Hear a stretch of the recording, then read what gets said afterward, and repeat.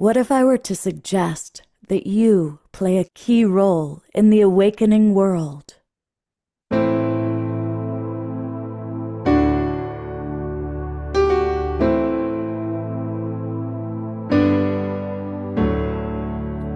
that you are watching this because you have heard the call.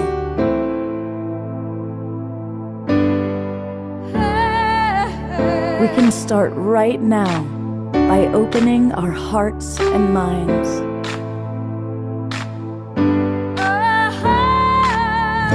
Welcome to the awakening world.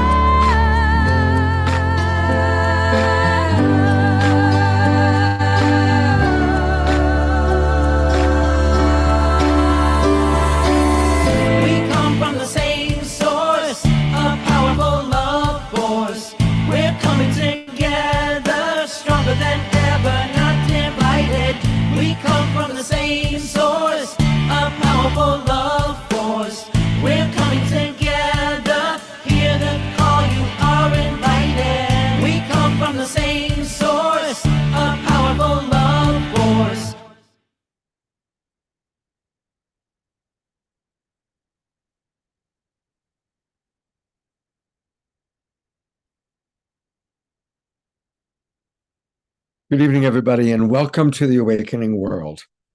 Well, something very, very profound has happened. Many of you are probably aware of it, but we're going to go even deeper into it. And I am talking about yesterday, for the first time in history, the United States government began to release some of their files about what's happening with UFOs, UAPs. Government disclosure has begun. Now, it's not aliens landing on the White House lawn, and it's not President Trump with a little gray alien around his arm, but it's a very, very significant development. And so when that happened, I kind of shifted the course of the show a little bit and immediately asked Alan Steinfeld if he would come on, because he is Mr. Making Contact. He wrote the book, and he knows as much about what's going on in this world as anybody. So we're going to hear from Alan right away. But we also have some other wonderful guests planned, and I should be showing Alan while I talk about this. There he is. We also want to understand, okay, what does this really mean? I mean, so much is going on in the world. So we have brought on our favorite astrologer, and that is Maggie Ann Engel, now Bernstein. Very happy that she has that new last name, because that means she's married to our beloved Magic Bernstein. And she's going to really help us to understand what's happening astrologically and how to work with all of that. A little bit later on, we're going to have JJ and Desiree Hertalk also coming on to share with us what this really means with government disclosure. And to integrate all of this, we need a lot of music. So we've got a fantastic evening of music planned. Our beautiful, beloved brother Cornflower is back with us, and we're going to rock and roll with him 2 times tonight. And that, of course, means, by the way, Scotty Satori is with us, and we love Scotty, and we're going to be focusing a lot on Scotty as well tonight and his healing journey. Speaking of healing journey, Desiree will be with us providing prayer, and we have more music with Indigo Prophet, Tarek Bibi, and his partner, Carrie. They're going to provide some music for us early on in the show. And finally, speaking of music, of course, we want to start the show with the way that we always love to start our show.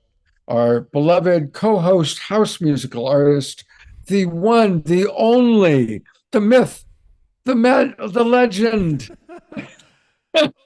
Mr. Omashar.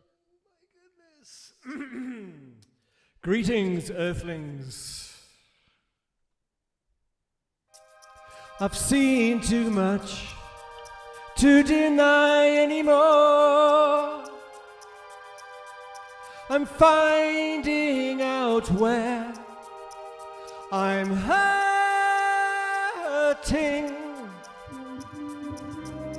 The journey now is liberating, breaking down walls inside me. And now the door within my heart is open. Another aspect of me changes into light, clearing out the chalice of emotion. The sword of Michael keeps me free from worldly blight as I climb aboard this ship of wonders. Beauty abounds in my life. I've seen it all through my own eyes. Heaven and earth are merging, and now the door within my heart is open. Another aspect of me changes into light, clearing out the chalice of emotion. The sword of Michael keeps me free from worldly blight, and I know that I am crossing over, letting go of all that keeps me from my birth, taking steps into my highest journey. Joined together we will create heaven.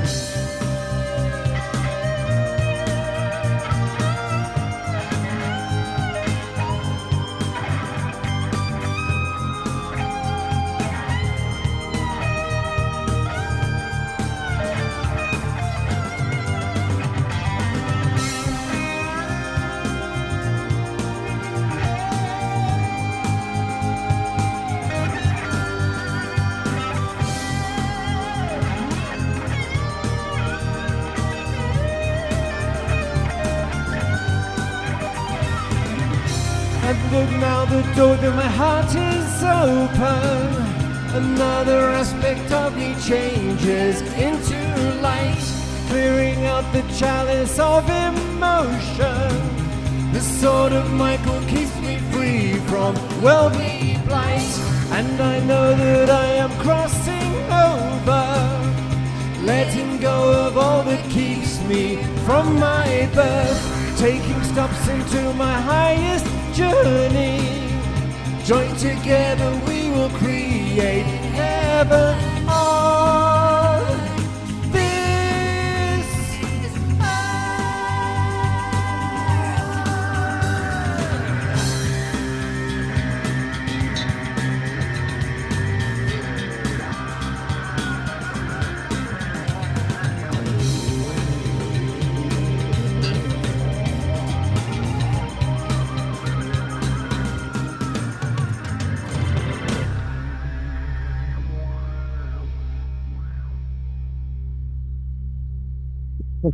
Wow.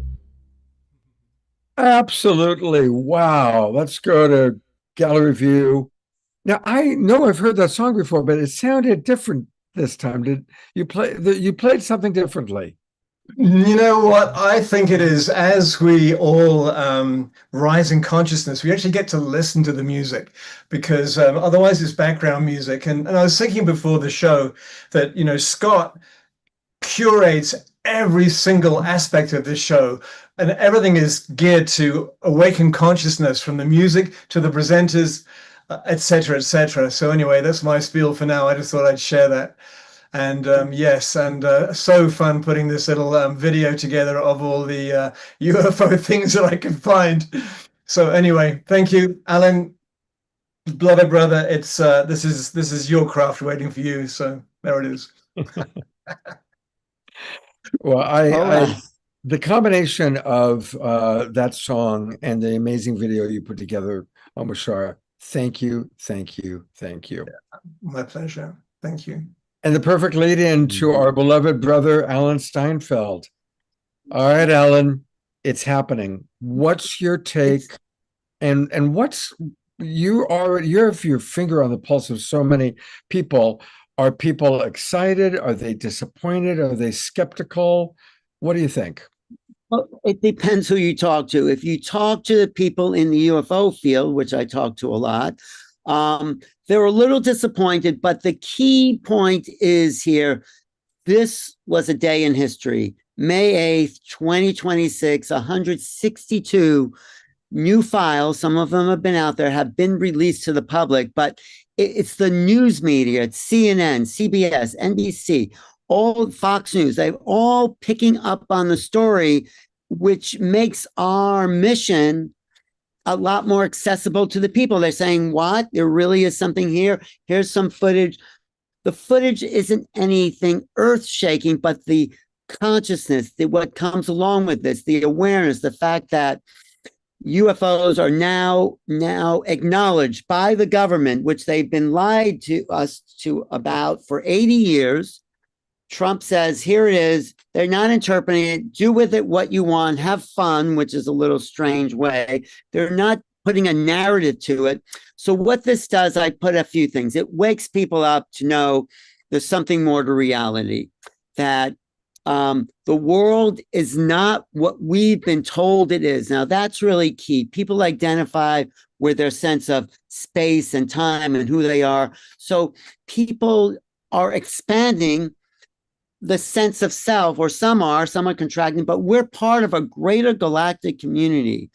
The world is not what we've been told. The government has not been telling us the truth. That's another revelation. And reality is not what we think it is. So this changes the acknowledgement of UFOs, whatever they are, because they're not talking about, that's the downside.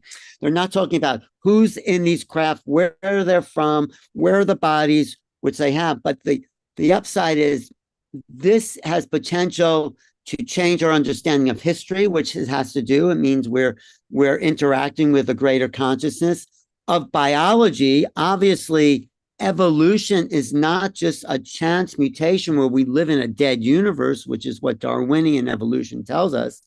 So biology, evolution, technology, whatever these craft are, and there's a lot of pictures in this 162 files and strange objects too, of these starfish and these strange sigil 8-pointed thing. But whatever it is, they're not filling up their gas tank to get here. This changes the potential, right? This changes the potential for getting off the addiction to fossil fuel, if they really are fossil fuel. So it changes the potential of technology. And the big thing is consciousness. So it's not like Jacques Vallée said, I'd be very disappointed if we're just seeing alien tourists from another planet. There's something else going on, this interface with human consciousness, because there's a telepathic component, there's synchronicities, there's symbolic metaphors that show up. And it affects people neurologically. When you see a UFO, something is switched on in your brain. Even if you're traumatized, there's something else. So it's not just about information. It's about who we are and how we're changing to expand our consciousness, to realize we're part of something bigger. So what I predict for this time, this is going to spark a renaissance in arts, in music, in creativity, in the expansion of the human being, human potential in ways we have not seen before. That's the byproduct of knowing we're part of a bigger reality. So I'm excited. Even though we didn't get much, we got noticed. And the notice went out to the world that something else is going on than we have yet to fathom. So a lot of normal people are waking up. A lot of people have already been in this, say, okay, give us the meat, show us the aliens, show us the body, show us the craft, and tell us what you've been hiding and why you've been hiding this secret for at least 80 or more years. That's the big mystery. Who's hiding it? Why is it being hidden? And what is the secret behind the secret? So I'm excited about that, and more files being released and what Spielberg has to say. So that's a little taste, Scott, of the excitement that the world and you. Yeah, And that's I've great. got a Go thought ahead. and a couple questions for you. And I'm also Yeah. tracking what's going on in the chat box. And definitely, I want to hear from our global peace tribers that are in the Zoom room. Let us know, what are your thoughts? Mm, right. So your question, you muted. I want to hear every question you have, Scott. Oh, there you go. Yeah. Okay. So I heard earlier, Alan did a wonderful interview with Steve Bassett and Brian Bell, which you can find on Alan's YouTube channel, New Realities, which I encourage all of you I'll to put it in the do. chat. I'll Yeah, put pop it it in in the the chat. chat here. Because there's a lot of great interviews there with all the top leading UFO researchers. Let's talk about the oncological concerns. The thought that obviously for those of us who have been in this field for a long time, we're disappointed because they only gave a little teeny itty bitty bit. But do you believe that there is a wisdom to slowly releasing little bits so that people can slowly adjust? Or do you think that's more just part of a larger government almost deception to keep us from really getting to the important stuff of, like you just asked, the important things are who is visiting us, what's our relationship with them, what are your thoughts on that, Alan? Well, that's a really good question. For me, it's hard to say. I just say release it all at once. Tell us, it's going to be a great awakening for people who've been asleep and people who've been denying this. But I'm also thinking of people just getting used to the idea that we're not alone in the universe. That is a tremendous paradigm shift. It's a tremendous shift in people's sense of self, their sense of time and space. So maybe there is a little strategy to this slow leaking release. I say, because, me and you, Scott, you've been doing programs on that since the 80s, that we have the right to know everything. And people like Linda Moulton Howe said, they've been covering up the truth for 80 years. Just let it out. But there might be some wisdom. So I'm answering yes and no. I think for most people, it's a rude awakening, and it's awakening that needs to happen. If I was going to lead to one side or the other, I'd say, just tell us everything now. Don't hold back. Maybe it's too much for people, but the truth, we deserve to hear the truth. That's my thing. There might be part of the DOD, or what's called the Department of War now, says, well, let's slowly leaking, but then the fear is, well, you're not going to tell us everything. So I'm just saying, I want to know it all now, because people like me and Stephen Bassett and you and Linda Moulton Howe and Whitley Strieber, we've invested pretty much all our mental energy into making this a reality. And we're right at that threshold. So it's really exciting, but it's like a Shakespearean drama. We're in Act 4.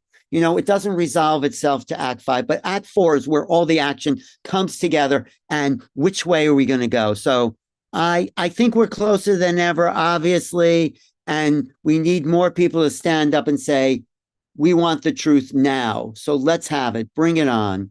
And of course, Spielberg's movie, June 12th, being released, Disclosure Day, maybe that's what you said before the show. This next batch of files, we have 162 yesterday, and maybe the hardcore stuff will come out on Disclosure Day and be Disclosure Day.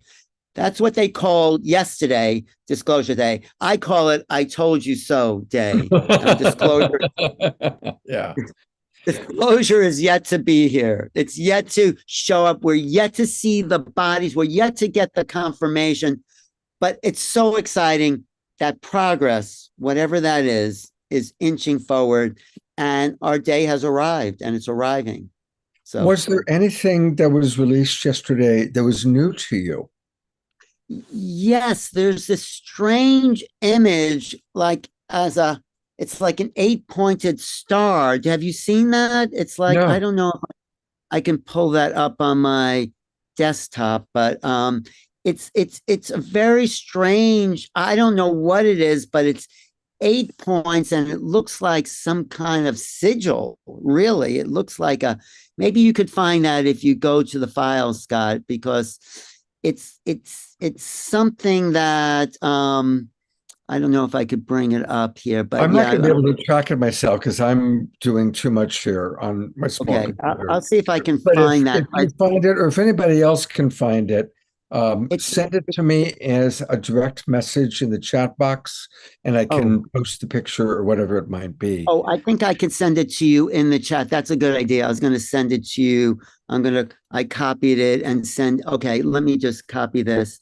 and Okay. send it to you in the chat box. Okay, and then you could post it. So that was new to me. Some of these configurations. Also, what it was new to me is some of the shots from the moon landing, Apollo 11 and 17, all saw strange phenomena over the moon's surface. So there was that too that was very shocking and surprising. So there is some stuff, along with a lot of other stuff that people have seen and files, clips from newspapers. So it was a very mixed bag of things we've known and things we have yet to know. So yeah, I'm gonna see if I can find out any more questions. What do you think of the fact that why do you think, Scott, this has been such a big secret? Could it be about alien? I mean, what is so shocking about aliens being here? I mean, I don't understand why it was a secret to begin with. Well, I can answer that while you look for that thing. I'm going to respond for a moment. We have to remember that the majority of people on this planet are deeply religious. They're Christian, or they're Jewish, or they're Hindu, or they're Muslim, or they're Buddhist, the 5 big religions, and then all the little ones. And none of those religions preach that we are a hybrid species, and that aliens created us, created the human species. Nobody's teaching us that. So I think that those of us that are in the know, that have been around all this, that, we're pretty much in the camp that not only are there major extraterrestrial influences on our planet, but the actual human species is a hybrid, that the missing link was that some form of extraterrestrial DNA merged with Neanderthal or some sort of primeval man to create Lucy, the original being that we all have descended from. That goes against a lot of religion. That goes against what a lot of people believe. And so that's a big deal. And it's my understanding is that for a long time, it was the Vatican that was stopping disclosure from happening. And then not the current Pope, but the Pope before him actually was open to disclosure. But at that point, then the big, as we know from Danny Sheehan, what's stopping disclosure is Lockheed Martin and the other big military industrial companies. And this is an important thing to know. When the crashes happen and these UFOs are recovered, the government doesn't keep them as government property. They immediately turned them over to independent companies like Lockheed Martin, who then want to reverse engineer this technology and, my God, create technology that has a value in the trillions. Right. And the government military insiders are getting a kickback, I think, from turning that over to these private industries, which is highly illegal. If they find these crash retrievals that belong to the American people that are paying the government, the army, military to retrieve these things, and then they give it away. So Danny Sheehan saying this is highly illegal. And so Congress needs to stand up and say, the American people need to benefit from the reverse technology that's been made from this phenomena. So also, I wanted to say, Grace says, what is the potential for a greater acceptance of the presence of UFOs to help our current global situation? It obviously puts us as one planet. We are one human civilization separated by artificial borders and fabricated belief systems. And we are really part of a bigger thing as a human race and it's part of a galactic community. So it unites us. It really is a positive upswing in who we are as a collective of people that just want to live their life. Most people are really friendly. You travel around the world, they're not interested in war. They're interested in just having a good life and loving their family, taking care of things, and being happy. It's just a few, I would say, power brokers in the world that are kind of creating the chaos for all of us, and we know who some of those people are. So that picture I posted, do you see it, Scott? Yeah. I've got it in a bit of the show. So here it is. Okay. So this is one of the files that they released yesterday. And what did they say about it, Ellen? Do you remember? Well, it's just something that someone photographed in the sky, and it has these actually 8 points, and it's in the sky. It's floating around. I mean, I think it's for real. It was in the government files and was part of the unidentified UFO craft. So it's very strange. Maybe it's a government satellite or sorts, or maybe it's hard to know because we're not getting the whole truth. We're getting breadcrumbs, but at least we're being fed with some breadcrumbs. So I think there's also these jellyfish type things that have been photographed look through, I think it's Department of War.gov/UFO. I'll find that. I'll put that in the chat where people can look through these. I think the stuff on the moon is very interesting because, people have talked about what Neil Armstrong may have seen.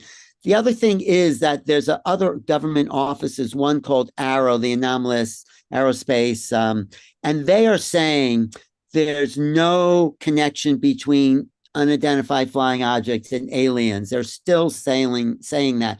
Obviously, these objects, or some of them, are not made, and this is what Elizondo says, by any government or military on Earth. But they're not willing to say the A word or the E word, alien ETs. But this is what is the next phase that we have to speak to, that human life is sacred and beautiful, but it's not the only form of intelligent life, if it is intelligent, out there in the cosmos.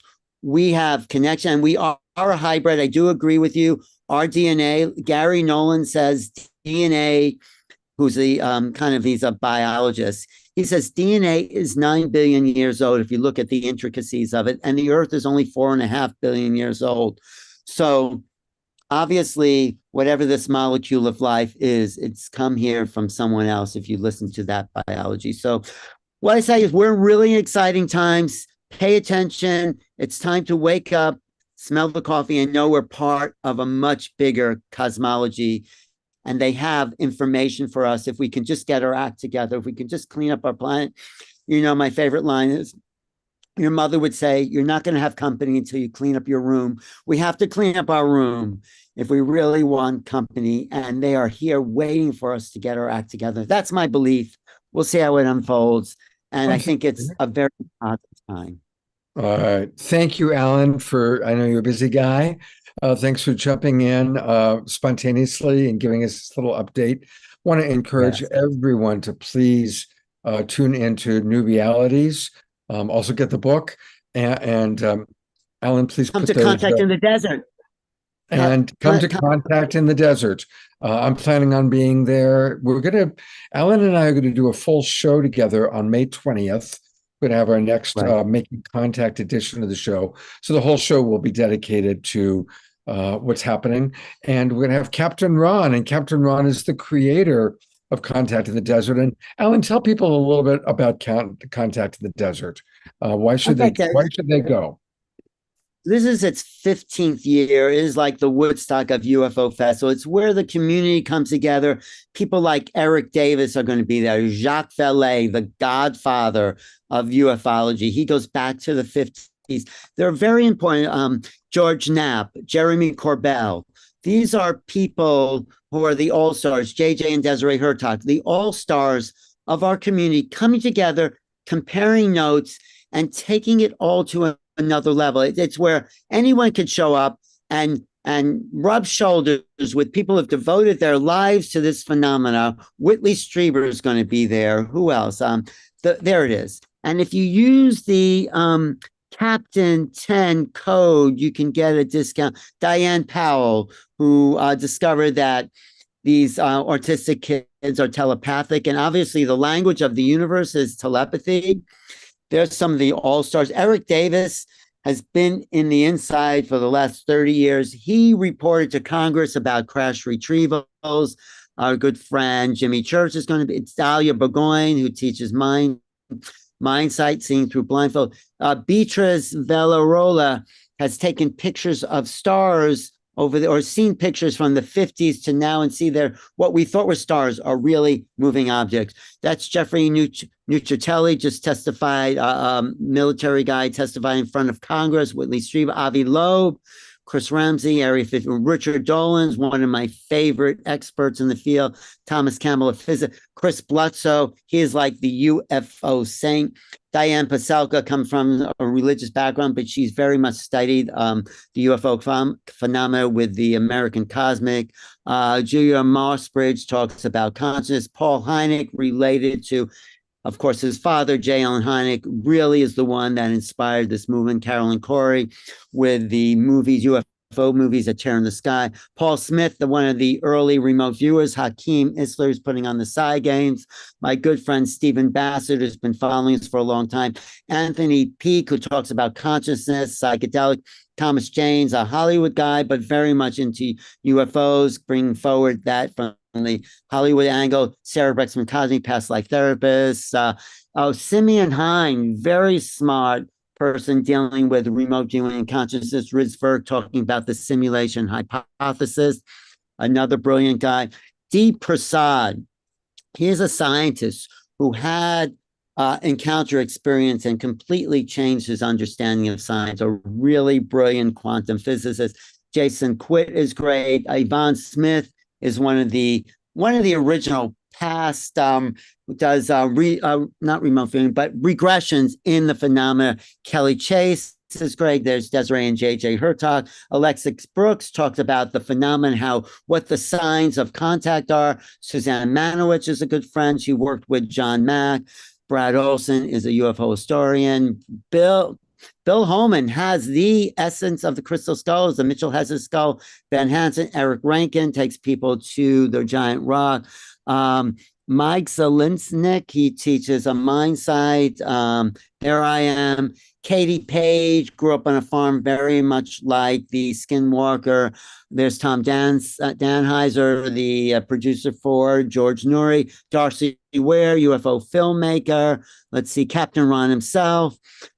Alex Stefan, really good telekinesis. He's going to be doing telekinesis demonstrations. So this is a cast of characters you're not going to want to miss, and anyone can go and get a ticket and be part of a phenomena that is the only thing that's really happening around the world with this intensity about UFO knowledge and other high transformative conscious activities. So next time I'll play my show about that. Did you see it? My UFO anthem. Okay, Scott, thanks for the opportunity. Alan, thanks for being with us tonight, brother. Thank you. Okay, it's really an fun. adventure. Let's see how it goes. A whole new reality we're going into. Yes. Okay. We're going to have a lot of wonderful music tonight because we definitely need the music to integrate everything that's happening. And I'm really excited because I got a response from Tarek, who we had on the show a couple of years ago through Soul Search. He said, hey, my partner and I have a new song. We want to share it and premiere it on your show. I said, let's do it. So Tarek Bibi and Carrie are going to be sharing their version of the Rainbow song, Home, and it's going to be released on May 30th with healing codes to feel at home. And so as our beings on this planet, he's a conscious rap artist. He has 5 healing albums online, 30 music videos shot in different parts of the world. He's always all over the place. And you'll find him under the name Indigo Prophet. And Carrie Mukti is a spiritual singer, songwriter. And welcome, both of you to the Awakening World. Thank you, Thank Scott. you so much. Thanks for having me back. And Carrie is a dear friend of mine, and we're so honored to share the song Home for all the starseeds out there that feel like you're so far from home. We can always come back to that part within our being, no matter what happens on our planet, no matter where we are on the planet. There's always we can always come back to ourselves. And when the song's out, it's going to have a whole bunch of healings to heal, not feeling at home. If you were in Atlantis and Atlantis sank and you experienced that, or if you feel like you're so far from your home planet, to heal that wound, because it's a real thing for us to feel, where is our home? So to heal that and to create safety within our nervous system with all the things happening on our planet. So there's a lot of healing in the song when it's out. And there's a video coming out soon. We'd love to come back here and share with you guys the full video with the magic of Costa Rica and the rivers and the mountains here. And you're coming to us from Costa Rica right now. Yes, sir. Chiripo, the sacred mountains of Costa Rica. Wow. How Get on the wonderful. mic a bit more, Tarek. Yes, you got it, my man. Thank you. All right. Well, we are looking forward to hearing your song. All right. Enjoy, guys. Soak it in. Thanks for letting us serenade you guys. Take it away, Carrie. Home, I am home. I found a place to heal my soul. It is right here. We are right here. Between the hills, the stars, the sun, the river so clear, the river so clear.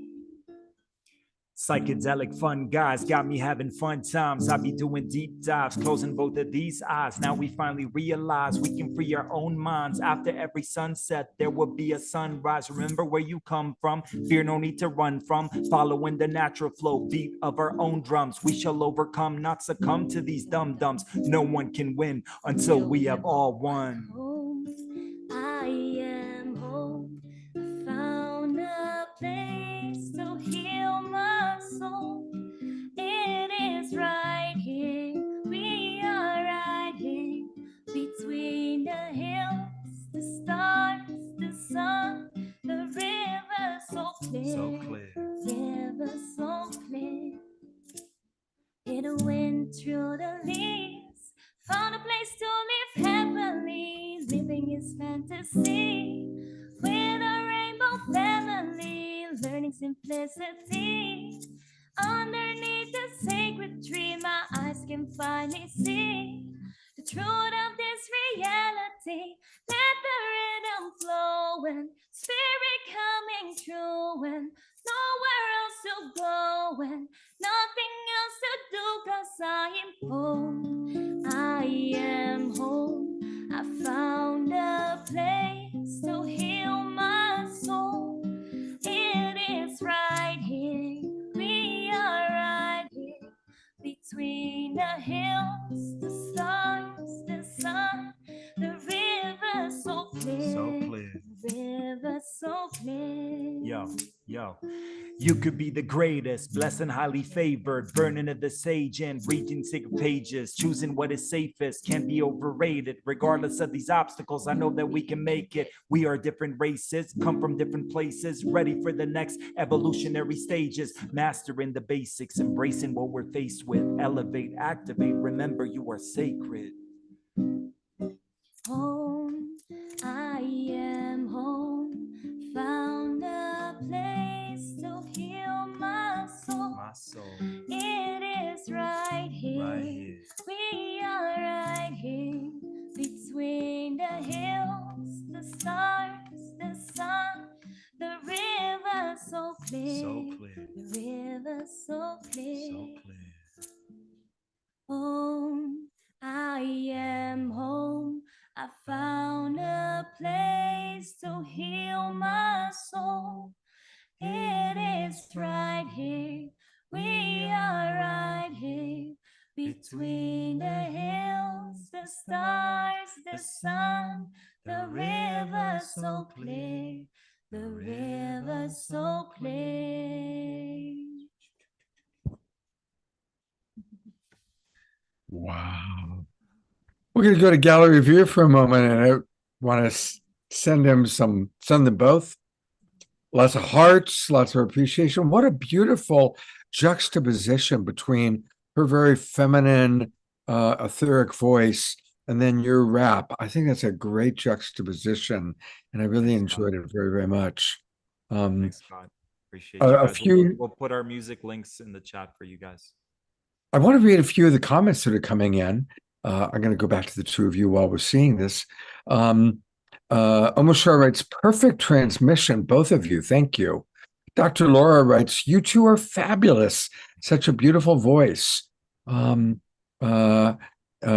realities. Here we go. Scotty Sue says, if you need a shot of vibes up in the morning, put on Infinite One from Tarek. And again, you can find him, Indigo Prophet, all over places that you get music. Thanks, Scotty. Appreciate it. Kathy writes, I feel the resonance with Carrie's voice, and I love Tarek too. He's also a fantastic healer. Aha. Maggie writes, so beautiful. Such a lovely, lovely, loving transmission. Thank you both so much. And yeah, when your video is ready, let us know, and we will look forward to having you back on the show. But thanks for dropping in. Did the aliens drop you off? Or you gonna zoom back to Costa Rica? Yeah, we are the aliens, and we are the disclosure. We are that, all of us here. Yeah, All love of you those guys. things. All right. Thank you so much. Thank you. See you soon. Stick around. We've got a great show ahead.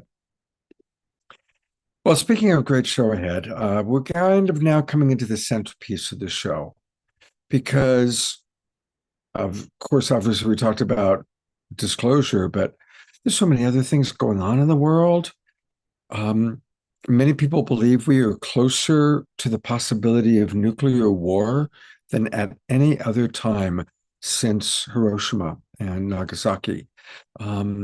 Nobody really knows what's going to come out of the current crisis and war that's happening in the Middle East. Climate change. I mean, I think we all know that climate change is this very real thing, and most of us have been impacted either through wildfires or increased hurricanes, and all the other craziness going on in the world. So it's like, wow, what's going on? Well, fortunately, we have Maggie Ann Engel Bernstein with us tonight, and she is an incredible world-class astrologer. And just yesterday, I had the wonderful blessing of receiving a reading from her. Now, I'm 70 years old. I've been around a long time. I've had a lot of astrology readings, a lot of people reading my chart. I got more out of the reading from Maggie yesterday than I've ever had because it was very clear. And she's so tapped in.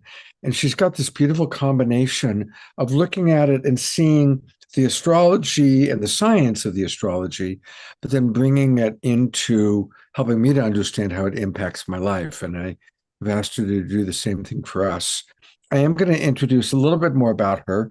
For some of you who've seen her before, she was on the show before.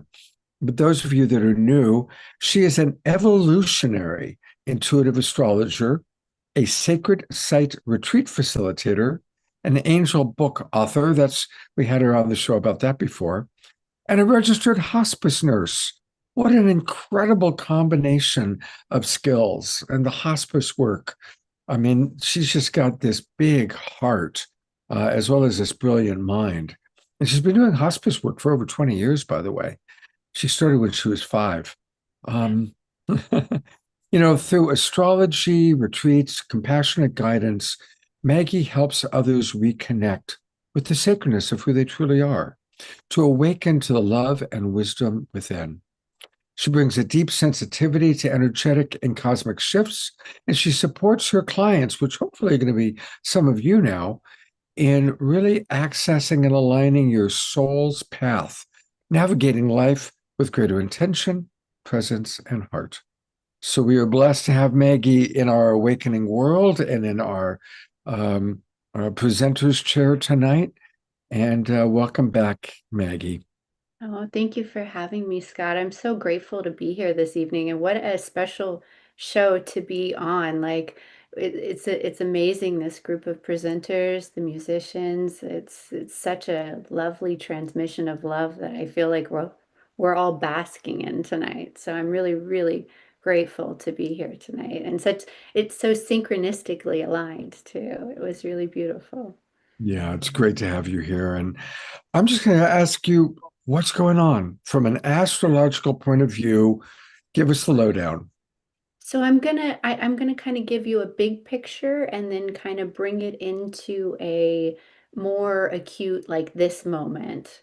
But I want to talk a lot about 2025 and 2026, and there are no other years like these years that we're living. Like I firmly know in my bones that we all came here right now at this time for this very specific moment in our human evolutionary history.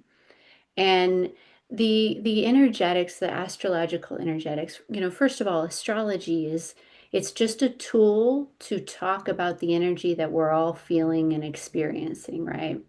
So the energetics of the astrology tell us that we are in a moment of massive evolution in our human consciousness. And there's lots of different things that are showing this. The outer planets, they all have these longer orbits. And so longer orbits by meaning 3 years, 7 years, 14 years, 20 years. But what's happened from late 2024 to last month is all of the outer planets all change signs in a very short period of time. We can't really find a time in human history that this has ever happened before. Like it's not, we as astrologers, we can't find another time that they've all aligned in this change all at once.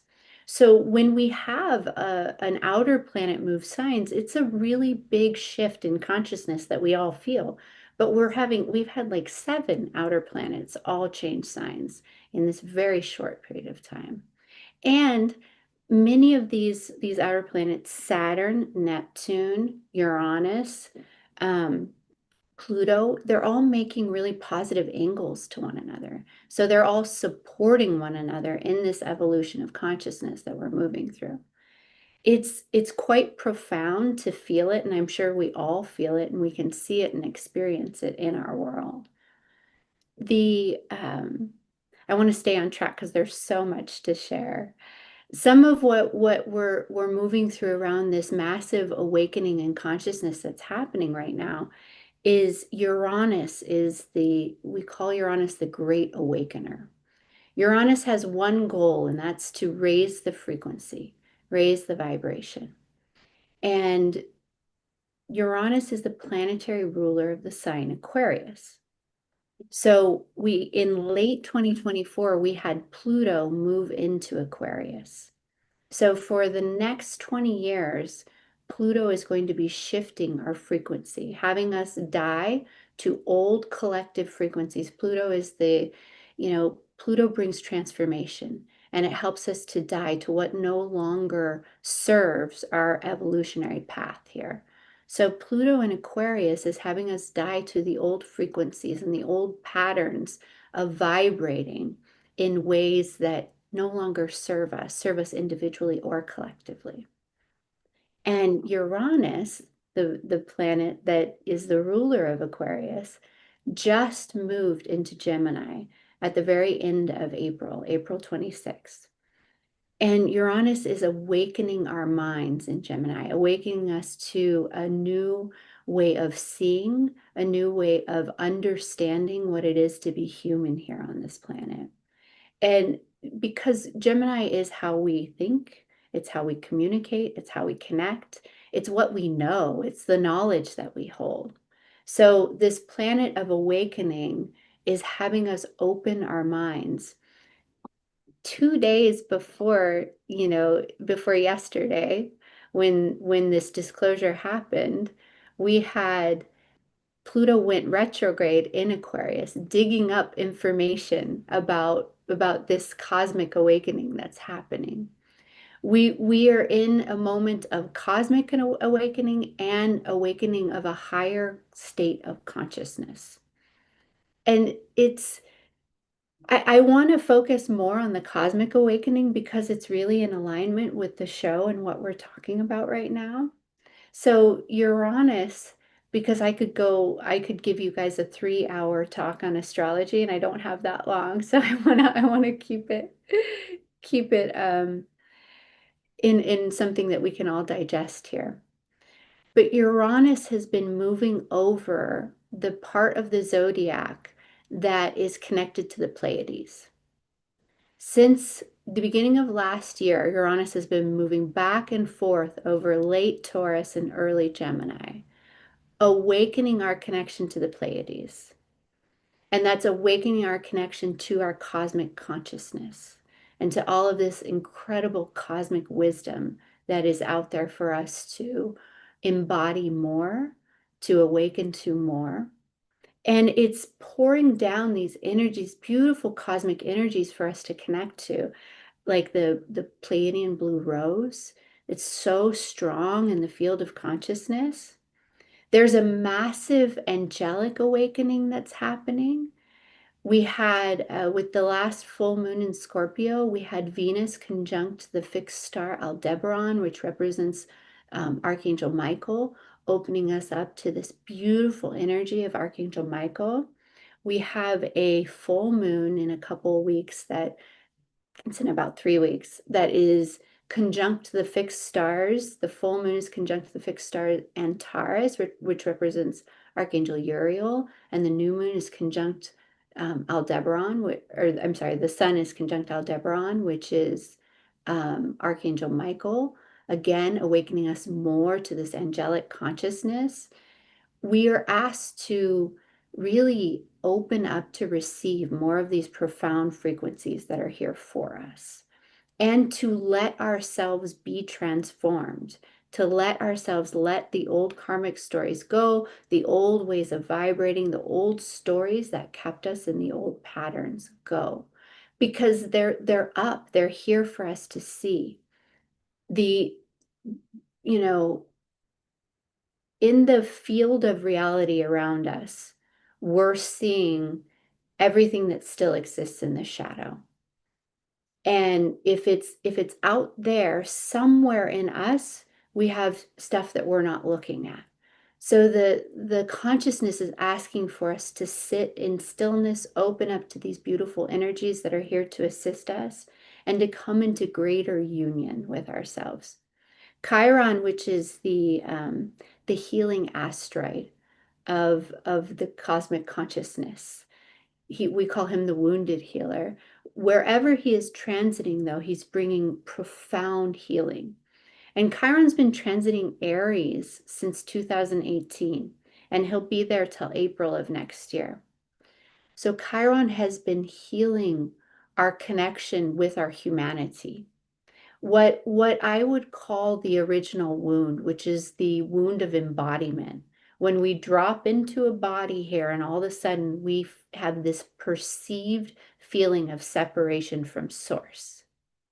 So Chiron has been healing that perceived wound. In 2024, we had a new moon solar eclipse that was exactly to the minute conjunct Chiron.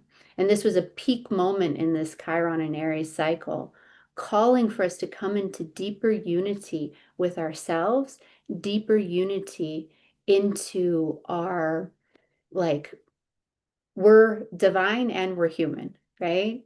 And we're not separate from our divinity. We are our divinity. We're our divinity living in a human body here. And that's what's being healed right now. In February, we had Saturn and Neptune conjunct at 0 degrees of Aries for the first time in over 6,000 years. And that is a profound moment that marked this incredible moment in time of us coming into greater responsibility for embodying our divinity in our human story, right? For being God and human all at once. And that's what these next cycles are all about. How do we live embodied fully as God and human? Not up here and only in the light, and not down here and only in the ego. How do we divinitize our egos, right? And all of these cycles are pulling up all the ways that we are not there yet for us to see and for us to look at. But the beautiful thing about the cycles and where all the outer planets are is they're working in harmony. Over the next 3.5 years, Saturn is making us be responsible for our humanness, making us be responsible for our egos, making us be responsible for our actions and our behaviors and our masculine energy.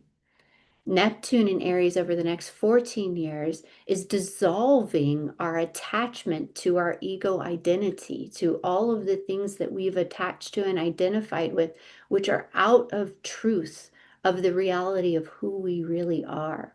Like I said earlier, Pluto is having us die for the next 20 years to the frequency that no longer is here to be held in these bodies, the frequency of the old, the frequency of what has been that's not moving forward with us. And for the next 7 years, Uranus is awakening our minds. And so, and then they're all working together. They're all in this beautiful harmonious angle together. And the truth is, that's not what we're seeing in the external reality, because we have to dig up everything that is not that. And these planets will do that. They will dig up the old frequency. They will dig up the old pattern. They will have us see it so that we can take responsibility for it and transform it. And it starts, what these planets are really saying is it starts with us as the individual.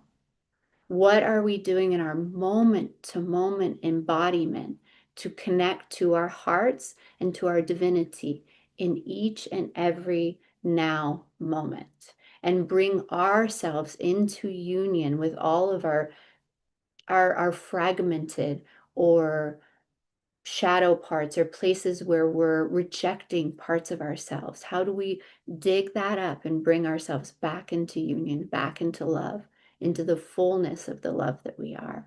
So the nodes are preparing to move into Aquarius. Wherever the North Node is, the North Node is pushing the evolution of consciousness. And wherever the South Node is we're releasing. So by about midsummer, the nodes are moving, and it's really beautiful because the North Node moving into Aquarius is having us focus on this higher frequency evolution into what's the best for the collective, into the highest good for all. And the South Node in Leo is having us release the heartbreak of the old story, the heartbreak of the old way. Like, we no longer have to play the old stories where we didn't get to create what our hearts came here to create. We have moved into a new era where we get to be the embodied co-creators of our lives here on earth. And all of the energies are supporting this, and it's happening. Manifestation is picking up. We have, after Uranus just finished its trek through Taurus over the last 7 years, elevating our sense of inherent worthiness. We are all inherently worthy to be embodied as full co-creators of our reality with Source here, to be directing our lives and creating from our hearts and manifesting from our hearts what our souls came here to do. And we now own that full inherent worth. We have the ability to, that template of consciousness is now fully offered to us. And we're stepping into that, and we're moving forward to that. So the key in these moments are to continue to bring ourselves back to our hearts in each and every now present moment. Continue to open up to connect to our inner guidance, to our source message. All of the answers that we need are right here. They're all right here. They are not out there. They are right here. So I'm so excited to share about this moment. I'm so excited that we're all here. I'm so excited that we're awakening more to the consciousness that is here for us, and that we're stepping forward in the evolution of this. We have a beautiful new moon next week on Saturday, Saturday, May 16th. We have a new moon at 25 degrees of Taurus. and it's activating the Pleiades. So there's been so much Pleiadian consciousness and so much cosmic consciousness that is just pouring down because of Uranus going over these points for the last year, but it's peaking with this new moon. And this new moon is also conjunct the asteroid Ceres, and she's the divine earth mother of harvest. So new moons are their seeds being planted, their new cycles being started. And this is a new cycle. 25 is the grand master degree of spirit of source. And this is a new moon where we can absolutely move into this embodiment of this inherent worth of reaping the harvest that we are here in her inherently worthy to open up to and to awaken to. We have Mercury at 28 degrees of Taurus, and all of this is in a conjunction to Uranus at 1 of Gemini. So we're here awakening to the new story where we hold the inherent worth of our divinity and our moment to moment reality and moving forward, manifesting from that place. It's profound. It's like the best new moon of the whole year. So I encourage all of us to get really intentional about this new moon, about what we're here to open up to. I know I spoke to the cosmic blue rose or the blue Pleiadian rose already. It's a huge signature with this new moon. It's a sacred tool that can help us to clear our fields. It brings divine feminine consciousness, wisdom. It helps us to, I'll put a blue rose in the middle of a room if I want energy to help to transmute and move. We can use it through our chakras. Like we're awakening more and more to our ability to direct our reality through our ability to manage energy with our beautiful cosmic, like natural powers that we have. We all can utilize these beautiful tools, and the energies want us to empower ourselves more, to ask for help more, to connect more, to talk to the angels, to talk to our beautiful cosmic helper beings. Like there is so much benefic energy that is here to help us. And not only help us, but to help everyone, right? We're in this beautiful community here. We are already awakening so much to the love that we are, and we're embodying that so much in our moment to moment reality. But think about the masses on this planet that are still asleep to so much of this consciousness.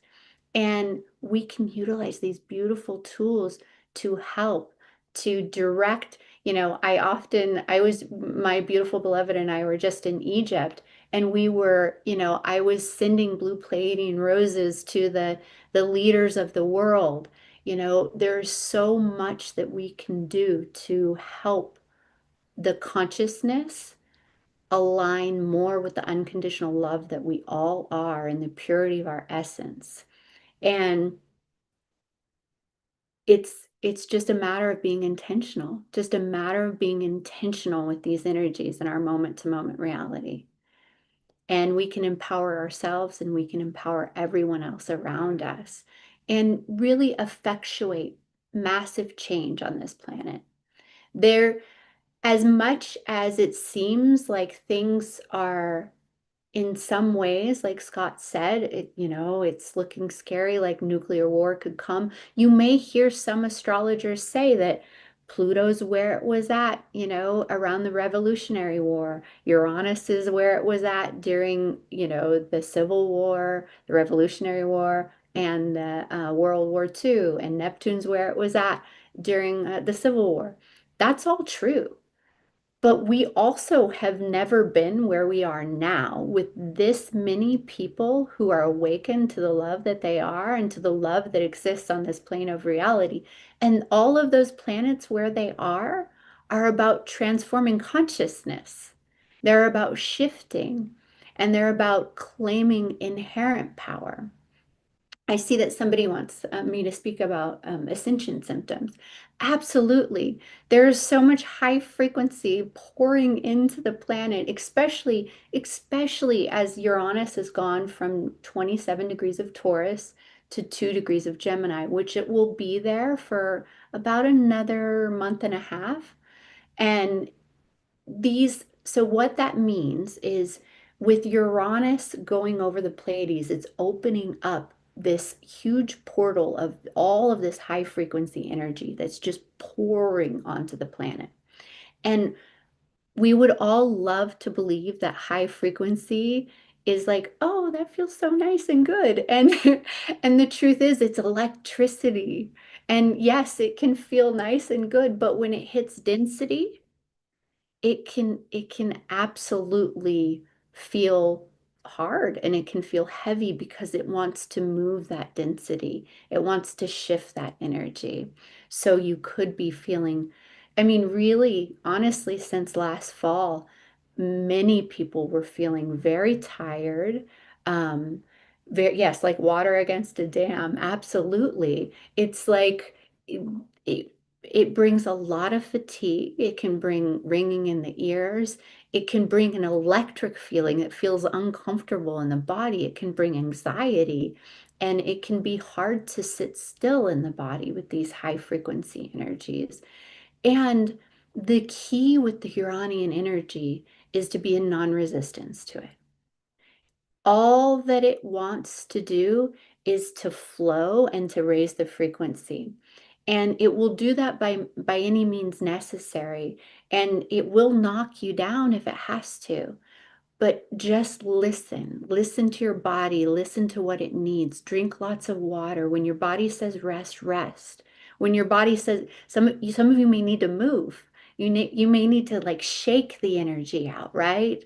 There's lots of different ways to move the energy, but it's about being connected to your body and listening to your body. With all of this energy in Aries, with Saturn, Chiron, Neptune, we still have Mars in Aries. We've had a huge concentration in Aries. It's been very uncomfortable in our bodies to some degree, and we have to listen to them. That is one of the biggest keys with Saturn in Aries over the next 3 years is you have to get connected to your body and you have to listen to your body and you have to be responsible to hear the messages from your body and absolutely like listen to it. It's so important right now. Saturn is the taskmaster. Saturn makes us be responsible. So when Saturn is in Aries, it says be responsible for your ego, be responsible for your body, and be responsible for listening to what your body is trying to tell you and the messages that it's bringing forth. Because our body is our sacred tool on this planet. It is how we hold these higher frequencies. And we're moving from having a lot of these higher frequencies up here to bringing them into the physicalized, embodied way and grounding that on this planet. And what we do will help us to ground that frequency even higher and help us to move the energies through. So listen, listen, listen, listen, and connect in as much as you can. Connect to your body, open up and listen and just be guided. Be guided, when you it's so beautiful, like when you hear a message to send a blue rose somewhere or send a white rose or connect with them. There's so many sacred tools that are here for us in the ethereal realms for us to utilize. So just open up and play. This is supposed to be fun. Like we are moving into a place of having fun with our growth and our evolution. Have fun, be playful, be light as much as we can. And when we don't feel light, meet that, hold grace for it, and hold space for it. I'm so grateful to share, and I could keep going on and on, but I also want to leave room for questions. Well, I want to read some of the wonderful comments coming in. First of all, Maggie, thank you for painting such an optimistic, inspirational understanding of what's happening. So I am going to read some of the comments that have come in, and I think there might be some questions there. Here we go. I want to go beyond the climate change conversation. Mushar writes, absolute clarity, Maggie. Such sagicity. My heart has been thoroughly pinged with truth. Scotty Satori writes, we are hitting a high on YouTube tonight. That means a lot of people are watching, which is great. DR points out the Gemini is fun and play. And Omoshar says, yeah, the body is the temple of the Most High. DR writes, so sweet and tender, Maggie. My body says yes. Grace Denise writes, I feel you are informing us of the possibility that transformation now is coming through love and greater consciousness rather than through more violence. Absolutely. And I love that that's what you're pointing out to us. Thank you so much.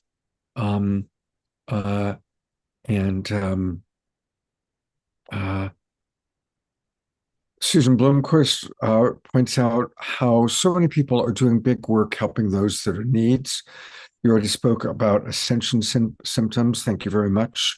Connie Baxter Marlowe writes, wow, Maggie, brilliant, positive, and inspiring. Look at the energies that are supporting our journey on the evolutionary upward spiral. Such an important message, and so right on that you are supporting everything that I see. This is Connie, that Connie sees and knows to be true.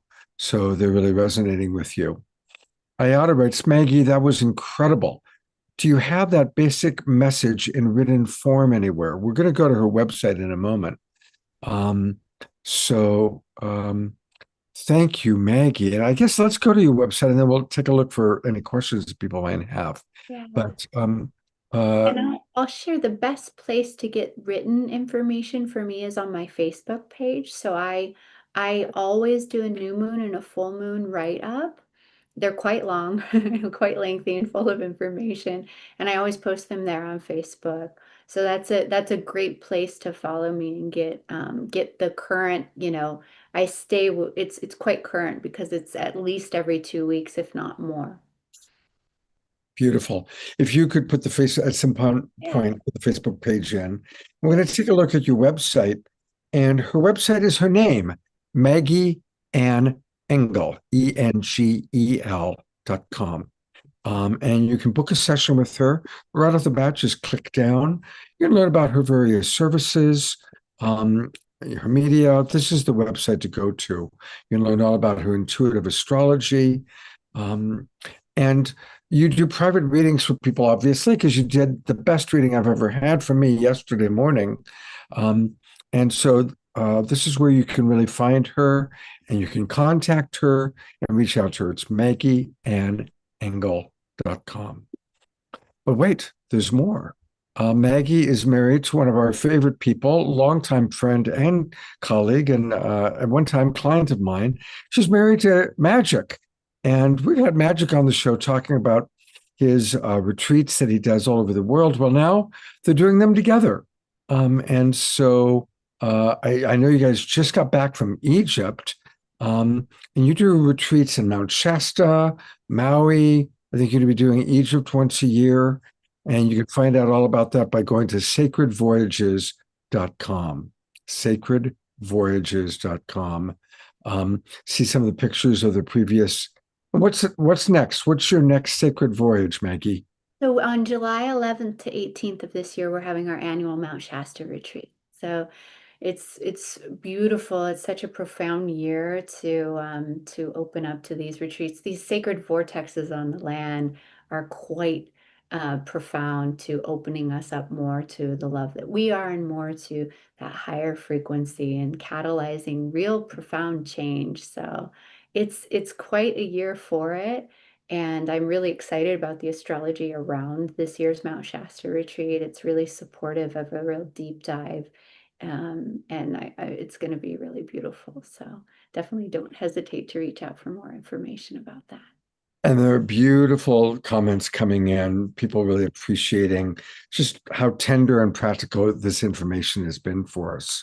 Are there any questions that anybody has before we move on? Any questions anybody has for Maggie? There's her Facebook page. Here it is. Dr. Laura asks, would you please tell us a little bit more about the dance between Pluto, Uranus, and Saturn Neptune at this time. They're Yeah. all trining each other. What is that all about? So this is one of the most significant things that's happening, and it's over several years. The late 2020s will be really, this is a big theme. And it's been going on for about a year. There's what's called a mini triangle between most significantly Pluto in Aquarius, Neptune in Aries, and Uranus in Gemini. Saturn's been a part of it for the last year, but it's not really, it's moved on. It's gone further up into Aries, and it's not really going to come back too close to be a part of this. But this mini triangle, which is quite significant, is part of what's spurring this evolution of consciousness right now. So Neptune in Aries is dissolving these boundaries of the self, like the way that we've overly identified with our egoic consciousness and with material reality. Neptune is helping to basically dissolve that because Neptune dissolves boundaries. And it's at this, so Pluto's dissolving the frequency that keeps us in that old pattern, and Uranus is awakening us to the new story and to like the story that we're here to live and move forward with and awaken in our mind and start to weave into manifest reality. And so these planets are working together in this really beautiful mini triangle, which is a trine between Pluto and Uranus, and then Neptune's in a sextile to both of them. So that's a really supportive angle, and that goes on for really the next couple years. And we're going to see this play out, and it's going to help us to dissolve the attachment we have to the old self and to open up to who we really are in the essence and the fullness of us as divinity embodied here. So it's quite a profound moment in time. And really I've gone back, and there has not been this type of astrology that I can really ever find, right? I haven't gone back past 5,000, 6,000 years, but at least not in the last 6,000 years. There's been nothing like this. So it's quite, I am so sure that we all came right now to help resolve some of the past that we've lived, some of our past karmic stories from our lifetimes in Atlantis. You know, like this is the moment that we are done with the old story that we've been recreating. And we are creating something brand new that's more based on the purity of the consciousness that we are. We have another question, and this is from Alan. Can you pinpoint a Uranian time of ET open arrival on planet Earth? And I know that during the before in the green room, you were talking a little bit about what's happening astrologically and why disclosure is happening now. So if you could repeat that for our general audience, please. Yeah. So what was really cool, because the disclosure happened yesterday in like the wee hours of the morning yesterday, the moon went into Aquarius. And so Aquarius is the sign that is ruled by Uranus, which is alien, which is, you know, alien. It's Uranus and Aquarius represent like a higher state of conscious, the higher mind, the divine mind, and connected to all things alien. That's where you see all things alien, right? Or cosmic consciousness too. So having the moon, it was like the moon went in to Aquarius, and we were all emotionally ready for this disclosure. The moon quickly made a trine to Uranus, which is a positive angle to Uranus, and then it made a conjunction to Pluto and a sextile to Neptune. And it's like helping us to open up to this information. And then and a couple days before, Pluto went stationed retrograde in Aquarius, which is us opening up to past information that is around the disclosure. You know, as far as like what will bring like full disclosure, it's really interesting because what you were talking about in the green room, Scott, was, you know, the movie comes out on June 12th. And I think that you were saying that you heard that that's the next update in disclosure. And what I looked at the astrology for that day is that's the day that Mercury goes into shadow in Cancer, which is the sign of the moon. And it's really interesting because when Mercury goes retro, going into shadow means it's going into the period, the area that we're going to be reviewing information. So it's quite profound because I think that the Mercury will be fully out of shadow August 6th. So we may or may not get information during that time. If I had to make an informed hypothesis, it would be that sometime during Mercury either being shadow or in retrograde from June 12th to August 6th, there could be a significant release of information, and we could awaken more to what we already are in a true tangible information type of way. Wow. Um, Susan Sapith is asking, what is your interpretation of squares and what is your interpretation of anaretic 29 degrees? Yeah, so squares are their growth points. So I think about one of my my most profound astrological teachers. He taught me this analogy. It's like two cars coming to an intersection, right? And they both have to move forward at the same time. They're going to. And for a while they'll do this, and that's really uncomfortable because they just keep crashing into each other. But what a square calls for is a growth and an evolution. So this car needs to learn how to fly, and this car needs to learn how to tunnel underground because they have to learn and grow. So a square can be uncomfortable, but it's only if you're not willing to evolve. A square calls for an evolution of consciousness. So, Beautiful. um, Thank you. yeah, and 29 degrees is the anaretic degree of any sign, and it also comes with a degree of challenge, but it's because it holds the entirety of the energy of the whole sign. And it's like a mastery of that consciousness. So like 29 degrees of Taurus is a mastery of the Taurian consciousness.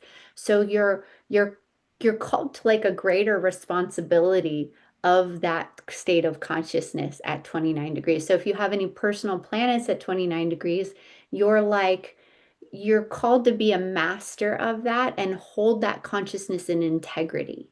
So it's the most evolved you can be, but you're also called to a high degree of integrity, if that makes sense. Beautiful.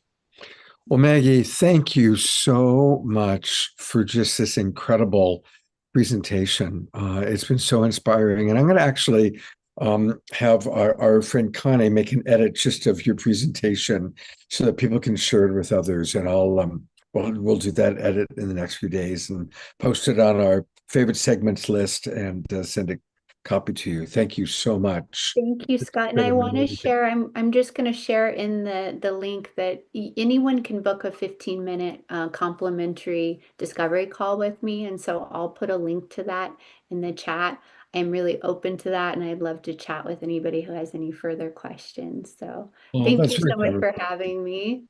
Thank you, Maggie, and give Magic a big hug and stick around. We still got a lot of amazing stuff that's going to happen tonight. So thank you for Thanks for being here. having me. Love you. Love you.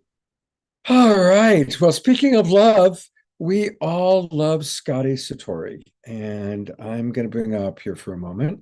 And then we're going to have a cornflower song in a moment. But where are you, Scotty? Turn on your camera, buddy, so that I can Sorry. find you. There he is. Hey, Scotty. How you doing, buddy? I'm good. I'm in New Mexico right now, and my brother gifted me tickets to these healing sacred springs, Ojo Caliente in New Mexico. So Yeah, so that was nice. I went through Santa Fe. Now we're in Albuquerque, uh, with my cousins. So, and that was nice. I highly recommend that. It's in New Mexico. So, and you just private message me, I can get you there.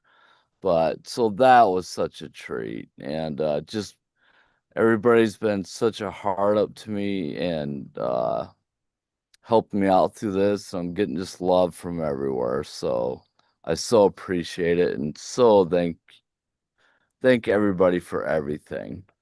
It's just Mm. incredible. Yeah. Well, we started this 10 days ago, and I see a lot of our people have donated already. Tiara, Connie, Carol, Lorna, both Carols, and on and on. Now, listen, it's at 4,928. We got to push it over 5,000 tonight. We got to do that. So I'm going to put into the chat box the link, and I'm also going to do the QR code in a moment. But everybody, come on, let's push it over the 5,000 mark. It's not going to take much to do that.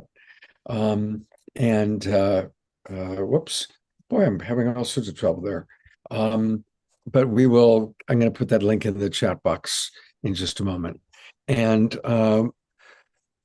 how wonderful, Scotty, that we get to have our beloved brother Cornflower. And I know you're a big Cornflower Yes. fan. I'm So it's telling you, perfect. music will do it. Music will do it. Yeah. What's Well, your favorite thing about Cornflower and his music? What about it is oh, be prepared to dance.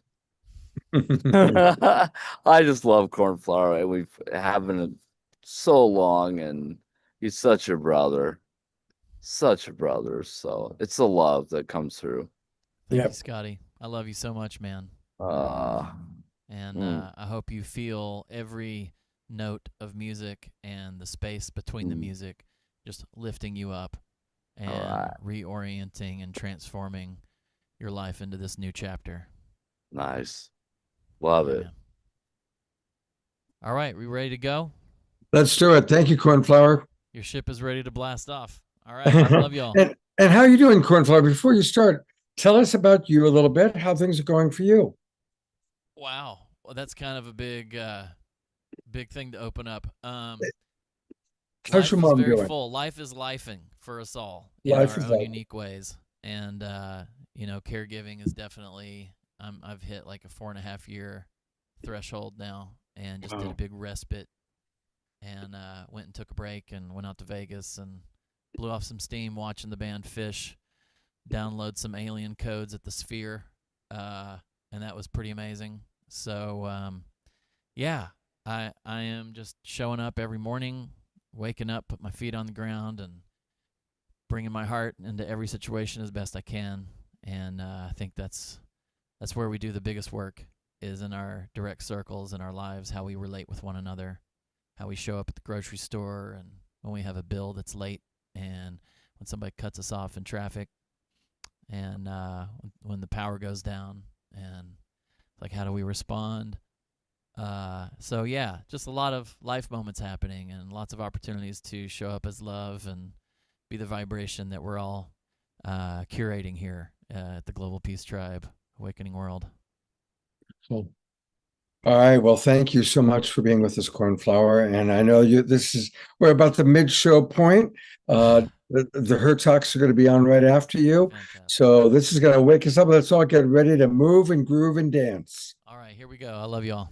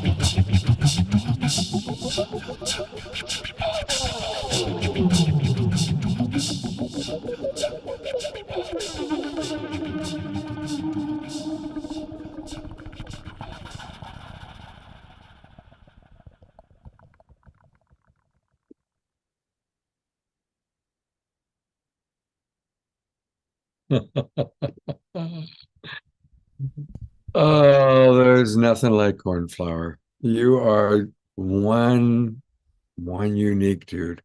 What amazing. Just amazing. And how perfect to have the cosmic cornflower on this show tonight, where we are all about what's happening with disclosure, astrology, just extraordinary.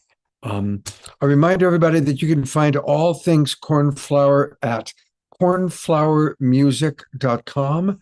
And that's where you can learn about his shows that he's got coming up. You can check out his music, you can stream it. There's a lot going on. But I really want to encourage everybody, if at all possible, to join. Click where it says join, and you get your free song by joining. Put your name and email address in there. But join his program, just like we support Kristen Hoffman, we support Nina Gray, we want to support Cornflower. And if you do the monthly music subscription, that way he knows he's got a little bit of a monthly tune-in coming in. I'm going to accept your cookies there, Cornflower. So please do join now. It could be as little as $3.33 a month. I think I always come in at $11 a month.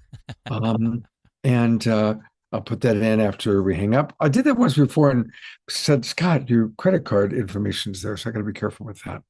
Yeah.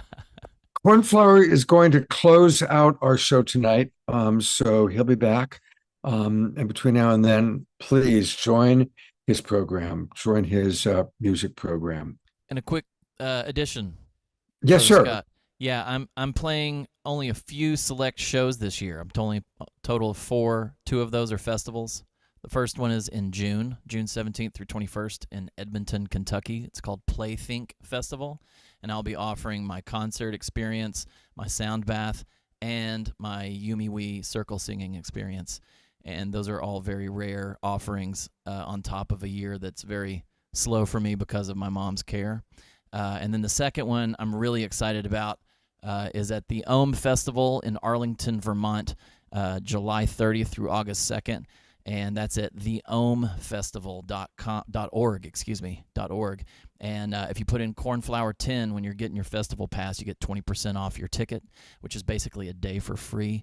And that includes Liquid Bloom of Desert Dwellers, Sierra Marin, and Nico Suave and the Mothership, which features Cotter Ellis of Goose, the band Goose. So hopefully you all will be joining us. It's going to be a fantastic weekend of music, magic, and yoga, and a bunch of other presenters. Movement themed and wellness themed. So hope you can make it. Beautiful. And I put that into the chat box for you, brother. And as Tim puts it well, Cornflower, you are the medicine. Oh, So thank yes, you we very, are. very much.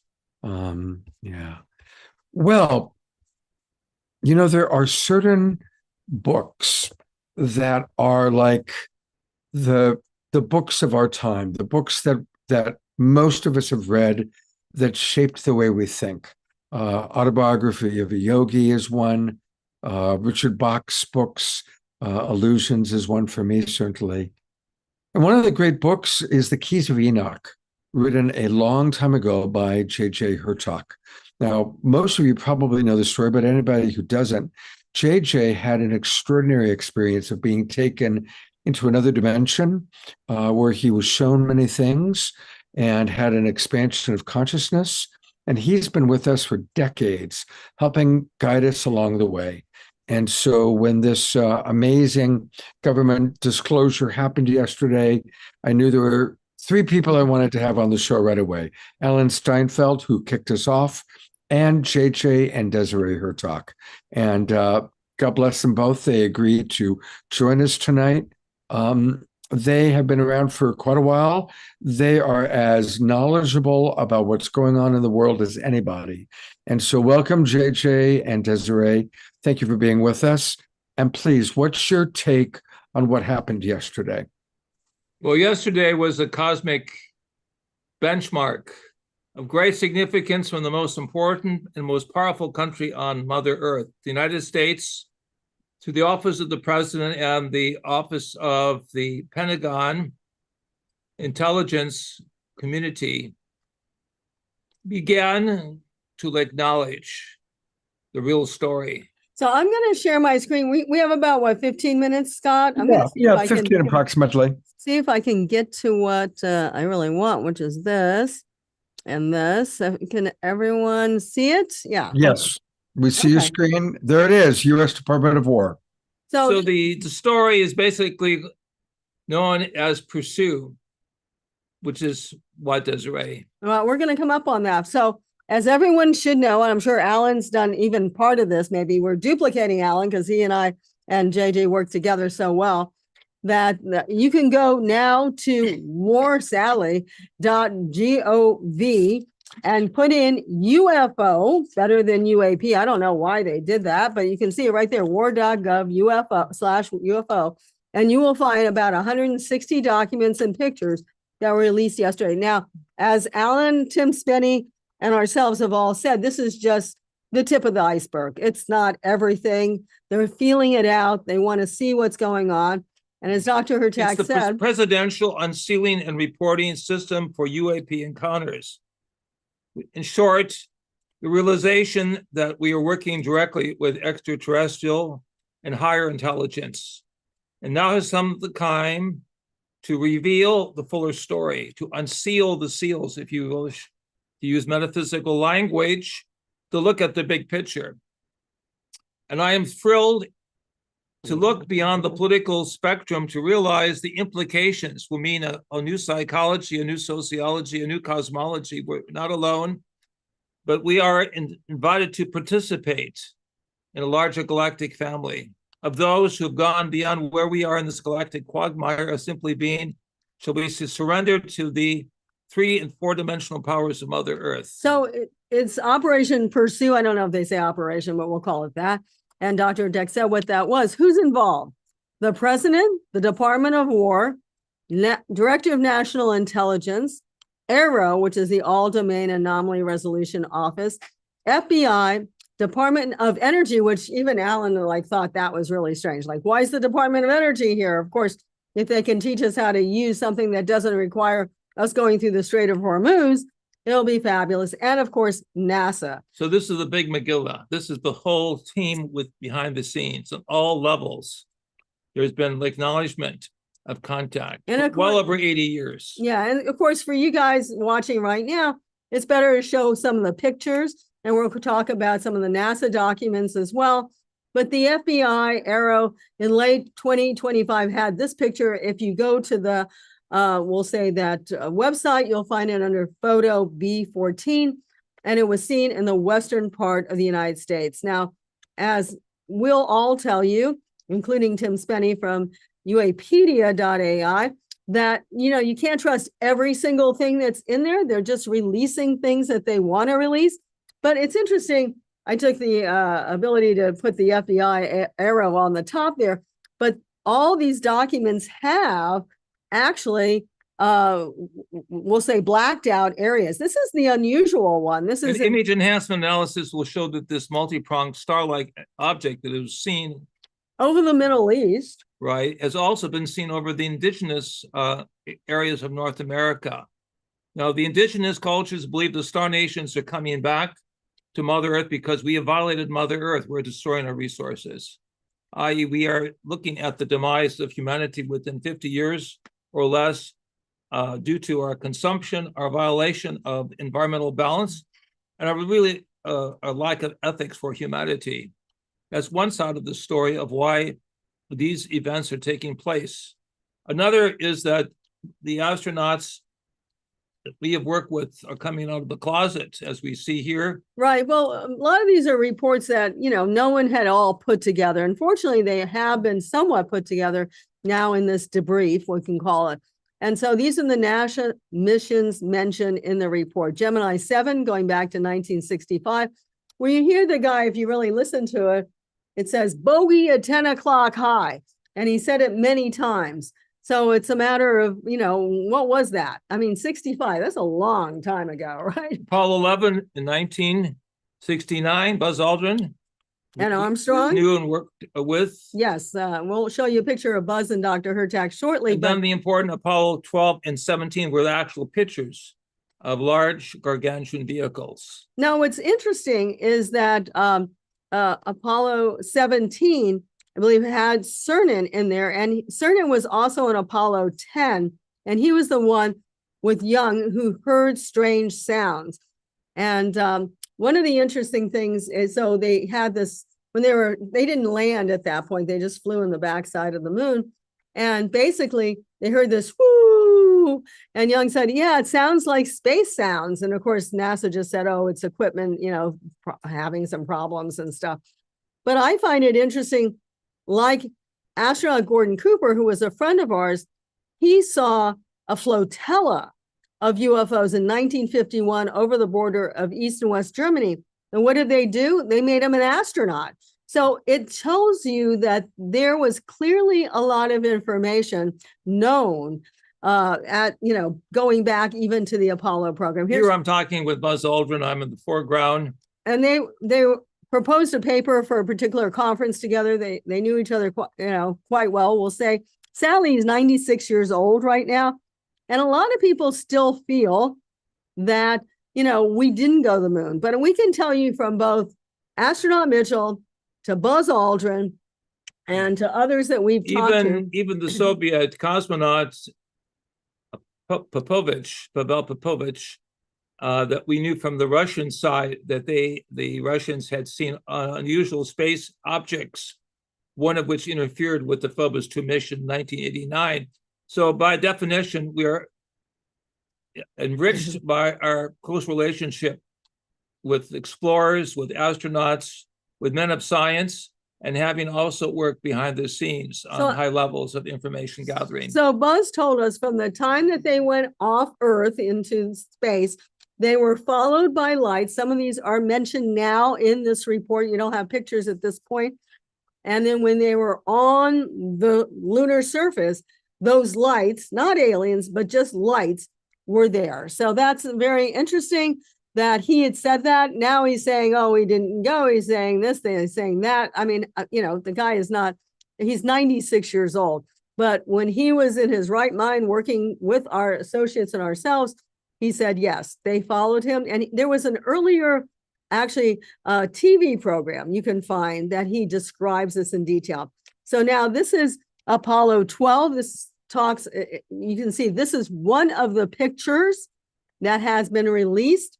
And the people who were on the ground was Conrad, Bean, and Jordan, who remained in orbit. And you can see this unusual light. That isn't as impressive to us as actually Apollo 17, which is once again where Cernan, Harrison Schmitt. Well, I privately talked to regarding cattle mutilations back in the 1970s. So it's interesting, once they got back from Apollo 17, of course, he had, as I said, Cernan had already heard sounds on the backside of the moon, and they put him back on another mission. Harrison Schmitt did a whole program in New Mexico, which also probably extended even to Colorado, on cattle mutilation. He was the last geologist on the moon, later became senator, a man of great wisdom, but also very discreet about what he would say publicly. So in essence, we see really we have a high level of people in space speaking about the importance of the subject now. So I have to say a couple of things. First of all, I don't think they understood back in the 70s who these aliens are. Why are they there? But the other more interesting thing is what you see up there is that you see 3 dots. And Dr. Jack, for a long time, and Uri Geller, who's also reporting on this, if you want to go listen. It shows the specimens in his private museum in Israel. Well, he did an AI. With the picture of Bernard von von Braun was really the father to many of the astronauts. But what's interesting, you see 3 dots, and Dr. Jack often said, and like I said, Uri did too, that they fly in a formation, like a triangular formation with 3 vehicles. That's how they maneuver together. So it's not unusual to see this. And it's to us, this is probably the best picture of the entire, we'll say, release documents. The star is interesting, the star vehicle is interesting, and some of the other things. And the documents come out from the 50s to 2025. They come out a lot in the Middle East, but also in Asia and in the United States. So it's all over the place. And I emphasized this when we were talking with Alan on something that we put out on New Realities, that, it's not that they're coming here now and they're going to land on the White House lawn in the next 2 weeks. This information is from, many, many years of research all put together. One of the most provocative pictures we see here that we were well aware of before the official release yesterday was the STS-75, where we looking at a singular tether that's been removed from a vehicle in space that's being visited by unknown smaller spacecraft. Yeah, if you go Google, and this is not part of the release yesterday, but it really should have been. But if you Google STS-75 from the tether, you'll find the tether was mistakenly let go. And as it went out and they had to photograph it or film it, actually it was filmed, you can see all these lights going around. It's very similar to what Apollo 12 and Apollo 17 have said. I see, and even also Buzz Aldrin and Apollo 11, I see these lights, they're flickering, they're all over the place. With the late Gordon Cooper said, they're as thick as fleas, quote unquote. So until you see the fuller film footage that was sent back to Mission Control, you began to understand the words of Ben Rich. We're told now. He worked at Lockheed Skunk Works, and he was telling Jim Goodall 1 week before he passed. Jim, we have things out there in the desert that are 50 years beyond what you can possibly comprehend. If you've seen it on Star Wars or Star Trek, we've been there, done it, and decided it was not worth the effort. Or decided it was not worth the effort. So yes, amazing that there's much more to come out. This is one of the things that we have to show people. These were the smaller hovercraft the Air Force is working with engineers in Canada and the United States. But we're looking at intelligence vastly beyond this intelligence that can go 5 or 6 Mach, as opposed to this spacecraft that can barely make it off the ground. And of course, it's all over the world. Dr. Hertak's being seen here on BBC News from Brazil about 21 UFOs that invaded the Brazilian airspace. And in 1986, I was there. I got the pictures from the top levels and showed it with our NASA scientist that did not want to make comment on it, but you can see on the far left of the screen over 11 spheres, each one the size of a football field, in formation. And then on the right, my picture with respect to other researchers behind the scenes who were amazed that these interesting uninvited spacecraft encircled one of the nuclear facilities being built in Brazil. Yeah, oftentimes, and I think that's why, I would just say, I guess to say why so many have been seen over Syria and the Middle East and Iran as well, in Iraq. But, I think that they are concerned with what we're doing. Now, who are they? Well, they are a variety of different extraterrestrial intelligences. So that's what makes it so complex. We say there's 3 reasons that there is no disclosure, although that's starting to end. The first is they've been covering it up for so long, and Roswell is coming up very soon next, And secondly, because of the excellence of spacecraft that would give us interplanetary abilities and maneuverabilities. The technology that we're gaining from it. And the third is the complexity of the extraterrestrials themselves. There's not one UFO that's coming and visiting. It's a complexity of everything from reptilians to, we'll say, those that look like us, which should be a shock to or many human people, but not dynamics. your people. But Yeah. according to our colleagues, Harold Putoff with National Security and Russell Targ, formerly of Stanford Research Institute, we have a plethora of information that's not coming out. So we're being prepared to fasten our seatbelts because this is going to be a roller coaster ride. And every one of your team should look at the Age of Disclosure on Amazon Prime, and Marco Rubio's there and others who talk about this. So we just I'd like to close with this okay message that was sent into space on Voyager number 1 many years ago. We cast this message into the cosmos. It is likely to survive 1 billion years into our future, when our civilization is profoundly altered and the surface of the earth may be vastly changed. Of the 200 billion stars in the Milky Way galaxy, some, perhaps many, have inhabited planets and spacefaring civilizations. If one such civilization intercepts Voyager and can understand these recorded contents, here is our message, quote, "This is a present from a small distant world, a token of our sounds, our science, our images, our music, our thoughts, and our feelings. We are attempting to survive our time so that we may live into yours. We hope someday, having solved the problems we face, to join a community of galactic civilizations.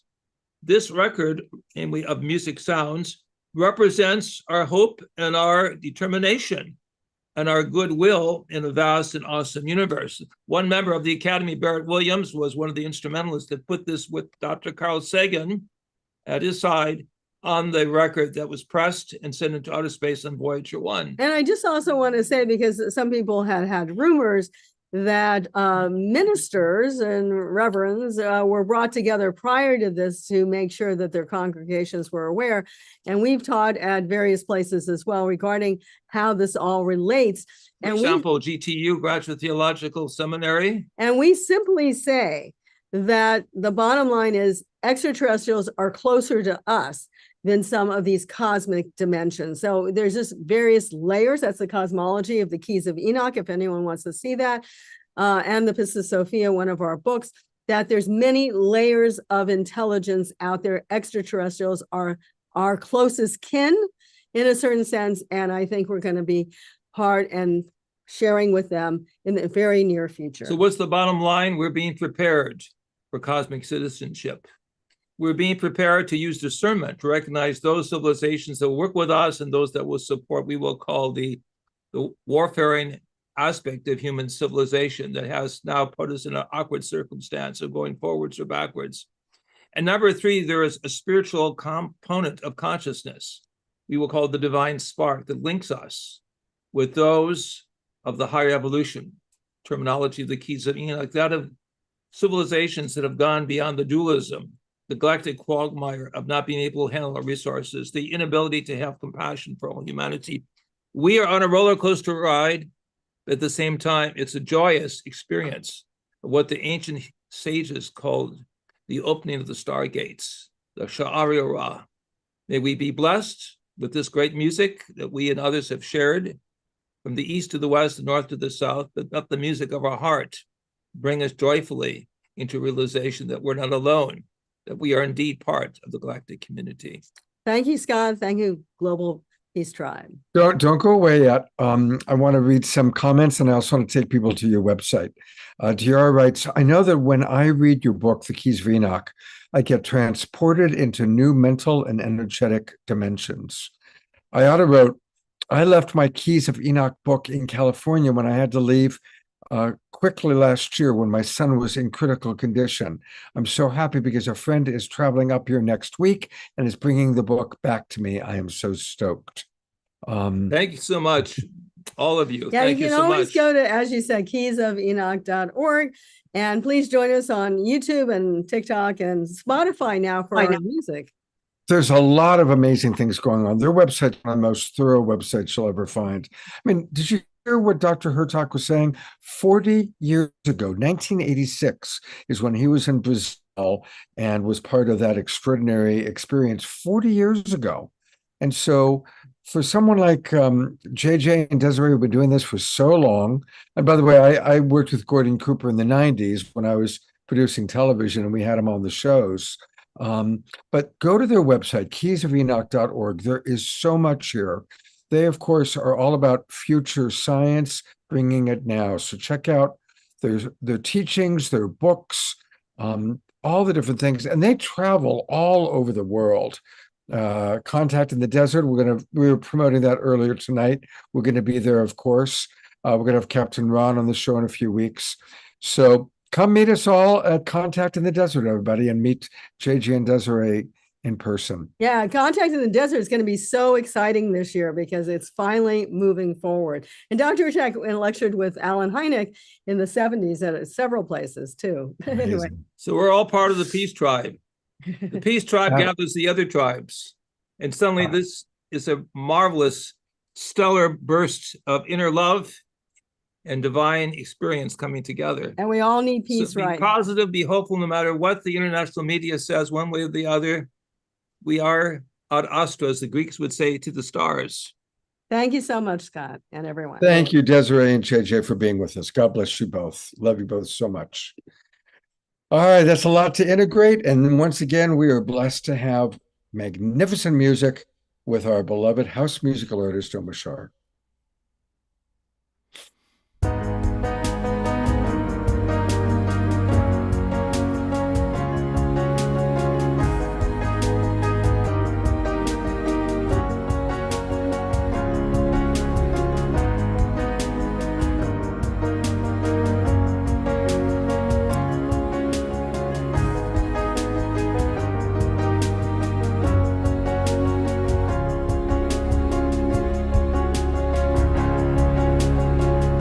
Now we recognize we've been hypnotized. The spell is wearing off, and so now we rise with higher frequencies. There is no disguise. The truth of life itself is now realized. Love is reaching through the hearts of me and you. Our world is waking up to our different points of view, 'cause now we recognize we've been hypnotized. The spell is wearing off,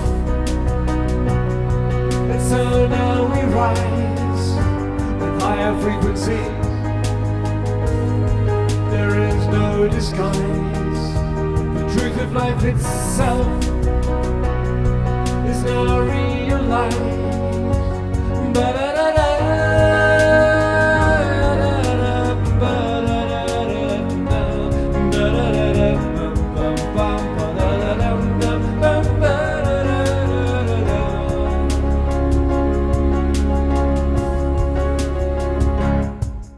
so shake yourself free of the past.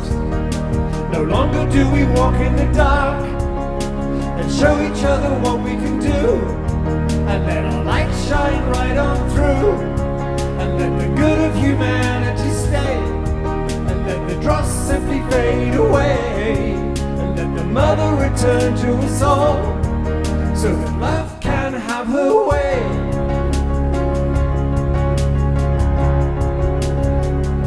Cause now we recognize we've been hypnotized. The spell is wearing off, and so now we rise with higher frequencies. There is no disguise.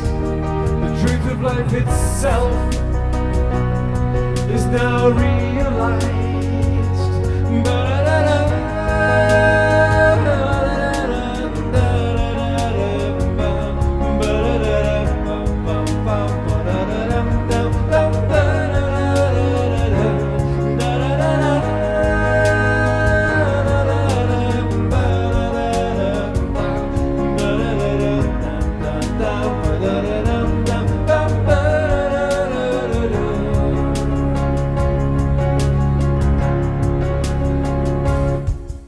So shake yourself free of the past.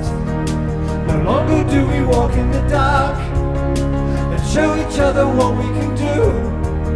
Let our light shine right on through, and let the good of humanity stay, and let the dross simply fade away, and let the mother return to us all, so that love can have her way.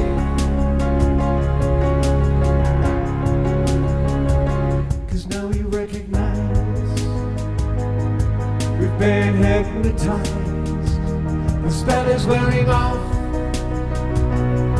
and So now we rise with higher frequencies. There is no disguise.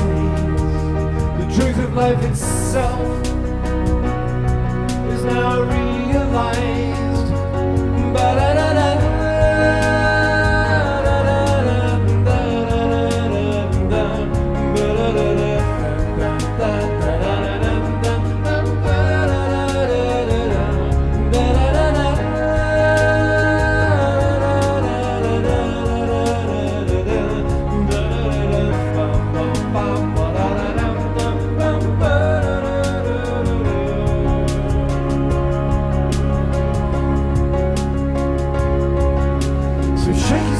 Free of the past. No longer do we walk in the dark.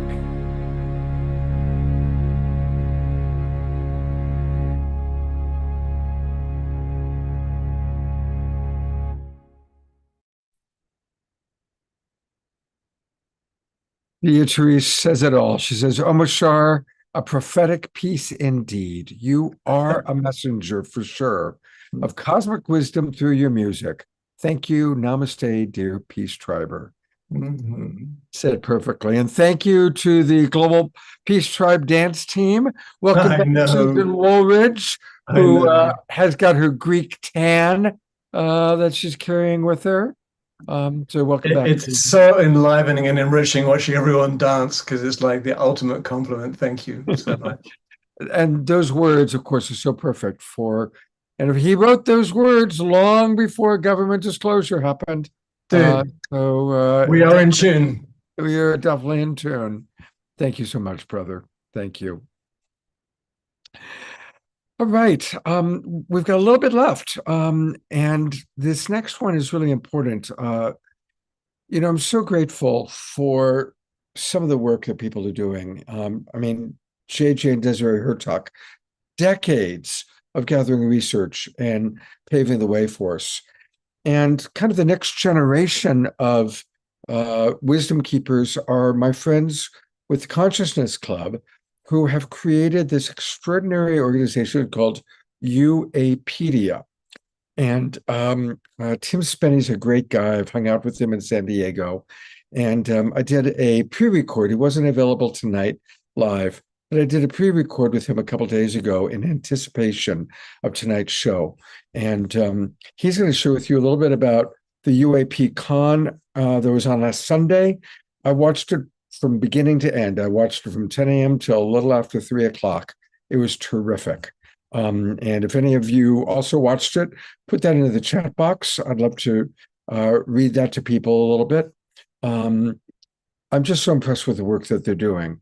So anyway, this is a pre-record that I did with Tim, the founder of UAPCon, and he has a lot to share that's very, very important and pertinent. Here we go. Well, I'm really excited. I spent all day Sunday watching this amazing marathon of extraordinary speakers and thinkers talking about consciousness as it relates to UAPs, UFOs, disclosure, all those things that we're fascinated with. And you are looking at the man who makes it all happen. This is Tim Spenny. He is the co-founder of UApedia and the producer of the recent UAP Con. Now, I know a lot of you watched it on Sunday because we promoted it, and I saw that a lot of you were commenting on it.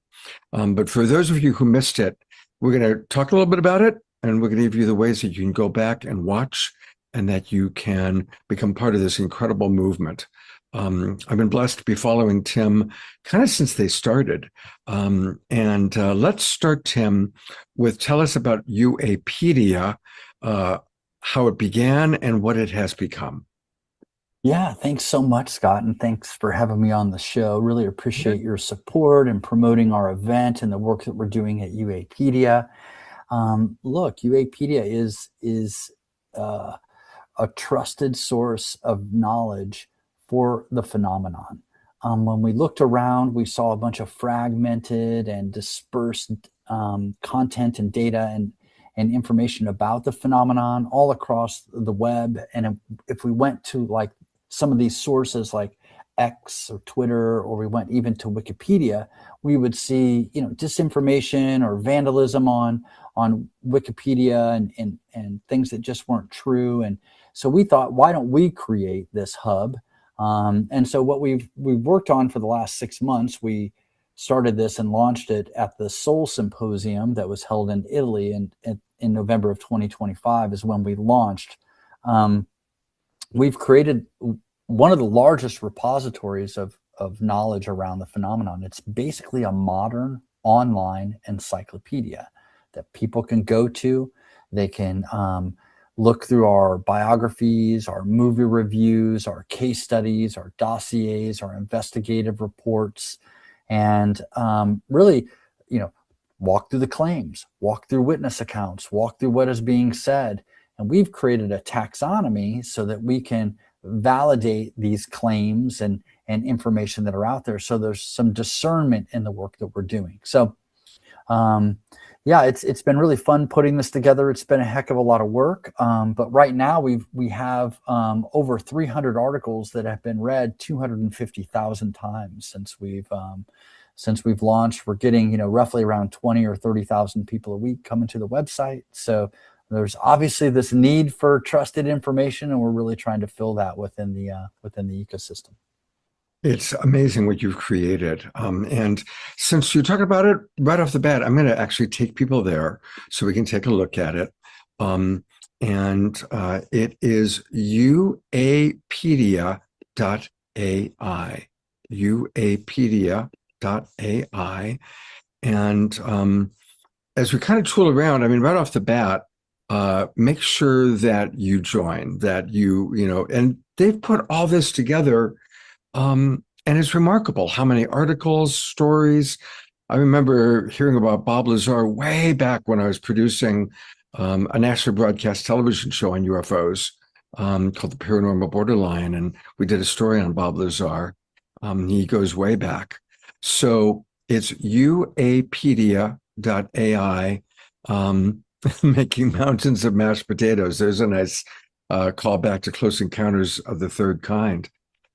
Yeah, that's actually a point of view article that I wrote that speaks to why we do this. Why are we making mountains out of mashed potatoes? So it goes through, I don't know about some of your viewers, but this topic is so fascinating and so complex. You start, scratching at it a little bit, and then you end up, spending a bunch of time on YouTube or spending a bunch of time on our website looking through articles and things because it's just so fascinating. So why do we do this? So we wrote a perspective on that. And my co-founder, Eduardo, wrote a perspective on, why the Arrow disclosure was so limited and the work that they were doing was not very effective.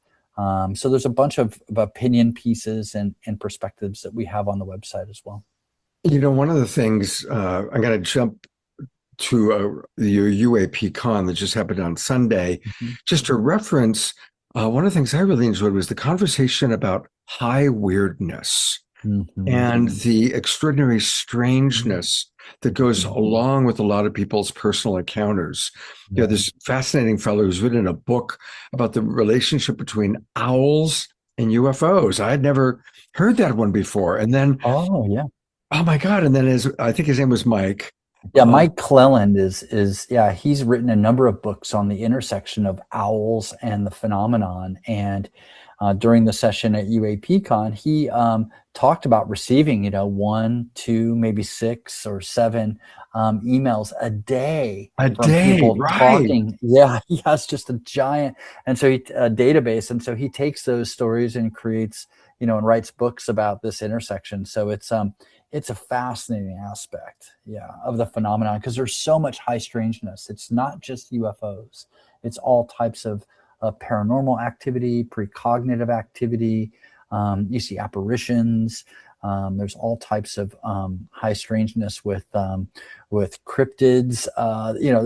It goes on and on with what can happen ancillary to just straight UFOs. So. Yeah, absolutely. And that's what I've enjoyed about your work. Now, Tim has produced 2 UAP con events, Con for Consciousness, really making the link between this phenomena and the rise of consciousness. And that's why I've enjoyed both of your conferences so much, because look, the show is the awakening world. So what matters isn't trying to figure out to create a new dogma around all of it, but to recognize that it is high strangeness and each person's having their own unique experience to raise their consciousness. I did one of the very last, if not the last interview with Timothy Leary before he died. It was when I was working on a show called Strange Universe. And he was pretty far gone. It took him 3 hours just to get ready to sit down with, that was back in the days when we'd come in with all the camera crew and stuff. Right. And, but he had a fascinating theory, Tim. His theory was that our exposure to radiation would trigger within the human genetic system a rise in consciousness, that once we had created radiation, our consciousness would have to catch up with our technology. And exposure to radiation would trigger within the human species a very fast awakening, which was a fascinating and interesting, and I thought rather optimistic view of things. And in a way, that's what you're doing. You're, through your UAP cons and through very thorough research at UApedia, you're providing us with a very grounded look at a wide variety of experiences, all centered in how is this impacting and raising our consciousness. Yeah, I appreciate that. Yeah, that's exactly what our mission is, to provide an on-ramp for people through a trusted knowledge base to expand their awareness and their perceptions about reality and ultimately raise their consciousness. So the UApedia website is that repository for people who are on-ramping to this to be able to have a trusted source. UAPCon, the intersection of the phenomenon and consciousness, is there to help people understand how the phenomenon can raise their consciousness through an expanded awareness perception. So what I mean by that is look, there's a lot of entry points to high consciousness. UFO is trendy, UAP is trendy. It's certainly fascinating, and that's why, we're making mountains out of mashed potatoes over there, right? Yeah. But there are many entry points. Someone can go to a psychic or a medium, and that psychic or medium knows things that they're grabbing from the field, and that can help someone expand their awareness and raise their consciousness. You could see a ghost, you could see a UFO, you could have a psychedelic experience. You could be a scientist working on quantum physics and realize, wow, a particle can be a wave and a particle at the same time. How could that be? So there's many entry points. You could have a spiritual experience. So what we want to do with UAPCon is bring those perspectives from experiencers, from scientists, from journalists, from researchers, documentarians, and bring that together and say, hey, what is this intersection? What have we learned? Why is this happening? What is the meaning behind all of this? So that when people start to expand their awareness, they have a sense of what's happening. It takes them out of isolation. It shows them that there's community around this and other people having these experiences. And, that's part of the work that we're doing. We're also developing a trivia game, which is a very whimsical way to help people learn about this topic, the phenomenon in UFOs. So we're about ready to have our Kickstarter on that. And that's really just our mission. We have the repository of information. We have the conference where we're talking out loud about things. We have the game. So there's a physical way to interact with this and learn. And, they're all related and all focused on exactly what you're doing here, Scott. And that's, raising and awakening people's consciousness. Let's take a look real quickly at the UAP Con website. And it's exactly that. The actual URL is uapcon.com, uapcon.com. And they've now done two different versions, UAPCon 2, and just click Watch Now, and that'll take you to the one that they did on Sunday. which was amazing with Linda Bolton Howe, Danny Sheehan, Steve Bassett, Dr. Tara, Alan Steinfeld co-hosted, and of course, all of the people have been on our show multiple times. And then you can also go take a look at their original one that they did. And I guess if we go back here, That's the past event up there. Yeah. Go to past events. Yeah. Over to the right. Yeah. There we go. Click past event. And that's how you can go to the first one. And I tell you, I would really encourage people to listen to both. Both were really, really interesting. And both held my attention for the entire day. So these are wonderful gifts and wonderful offerings. And definitely send me the link to the game. I'll pre-order it myself because I think it'd be really, really fun.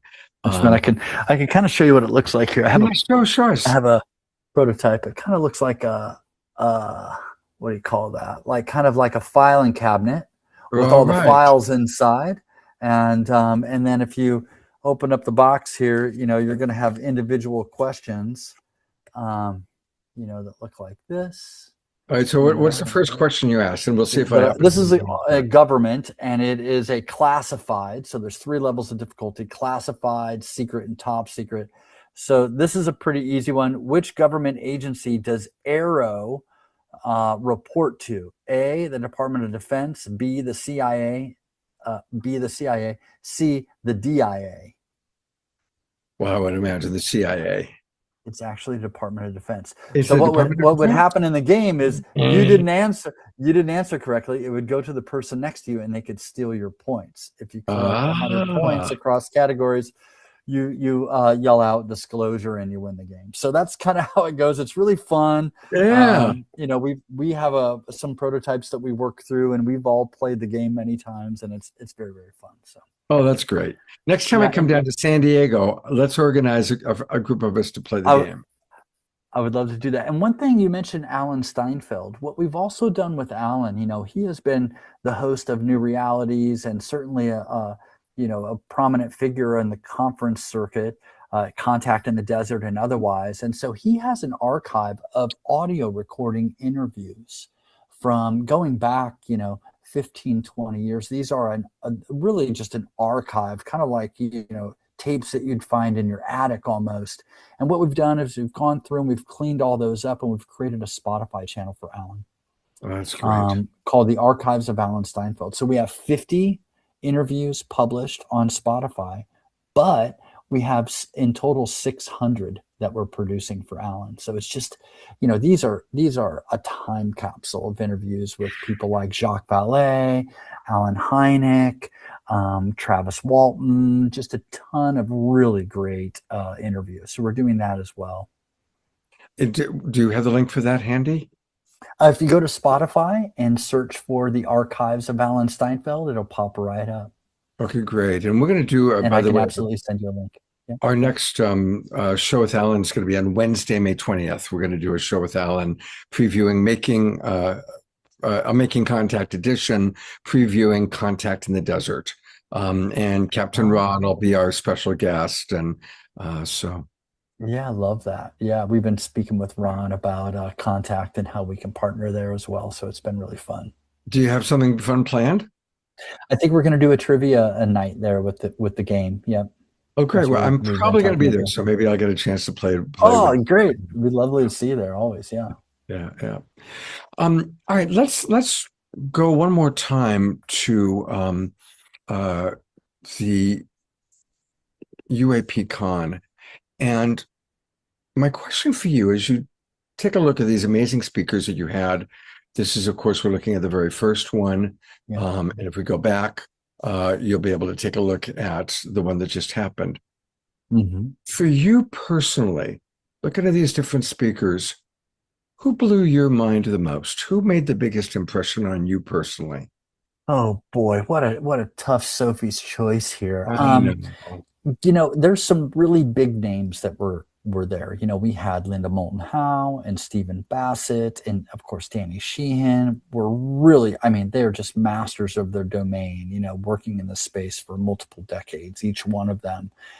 There was one person who I was a big fan of that was on, and I thought that they had a really good session, and that is Darren King, known as Exo Academian. Darren was on a panel with Mike Clellan, who you mentioned that does the research on owls. Darren King is a person who has a couple of podcasts. One is called Liminal Frames.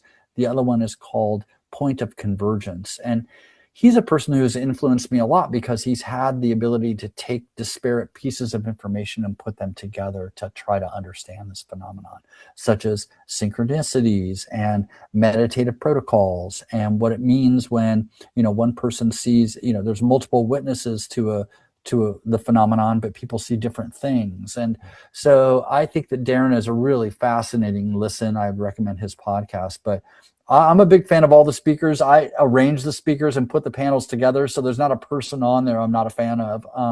But I particularly have listened to hours and hours of Darren's podcasts, I should say. So I'm a big fan. Great. Thank you. That's a good tip. My last question for you, how has your consciousness changed? Where were you when this started, and where are you today? Yeah, I'll tell you a funny story. I went to Contact in the Desert 2 years ago. Well, three years ago this May. And it was I went there because I was in complete isolation. I didn't have anyone to talk to about this topic or anything. And I took a book with me from Art Bell. It's called The Quickening. And I brought it with me as an icebreaker so I could have the people that I ran into there sign the book as like a token. And going from that just a couple of years ago to actually having these people in the conference and working with them closely, as part of UAPCon is just, it's really beyond my wildest dreams. And at the same time, my consciousness, I practice a meditative protocol through the Monroe Institute, which basically puts your consciousness and body in superposition, where your body's one place, your consciousness is another. And so through that, I've really been able to, gain an understanding, a calmness, and my aperture for my awareness has really expanded dramatically. So, this thing about like finding your purpose and being in alignment, has really come from those meditations. And all of this work that I've done with UApedia and partnering with my co-founders and being able to, manage and produce UAPCon has been super easy. It's just been something that has unfolded naturally as part of this alignment through the meditative practices that I do, and the way that I go through life. So it's, it's been an amazing elevation and evolution for me over time. I love that you shared that, Tim, because you're modeling what happens when we really follow the divine flow, and when we are blessed to find our dharma, when we're blessed to find what it is we're uniquely qualified to do, and we are willing to put in the energy, put in the work, put in what needs to be done, it does just flow. It really is magical. It's absolutely magical. I experience that very much now with how my shows come together. Like at the exact moment somebody cancels, the same day I get a call from somebody else that actually is the person who really needs to be on that next show. Or, or three different people that don't know each other will all suggest a date, and then I bring them all together and they all have this magical experience together. Or we all discover some unique synchronicity that none of us knew was even there. It's really kind of wonderful how more and more we're experiencing magic and miracles and synchronicity. I couldn't agree more. For me personally, when I've, started on this path, I felt like I was starting to live a really magical existence. And I think that that's a natural consequence of raising your consciousness. Yeah. So. Tim, thank you so much. I'm just going to go one more time to the main site.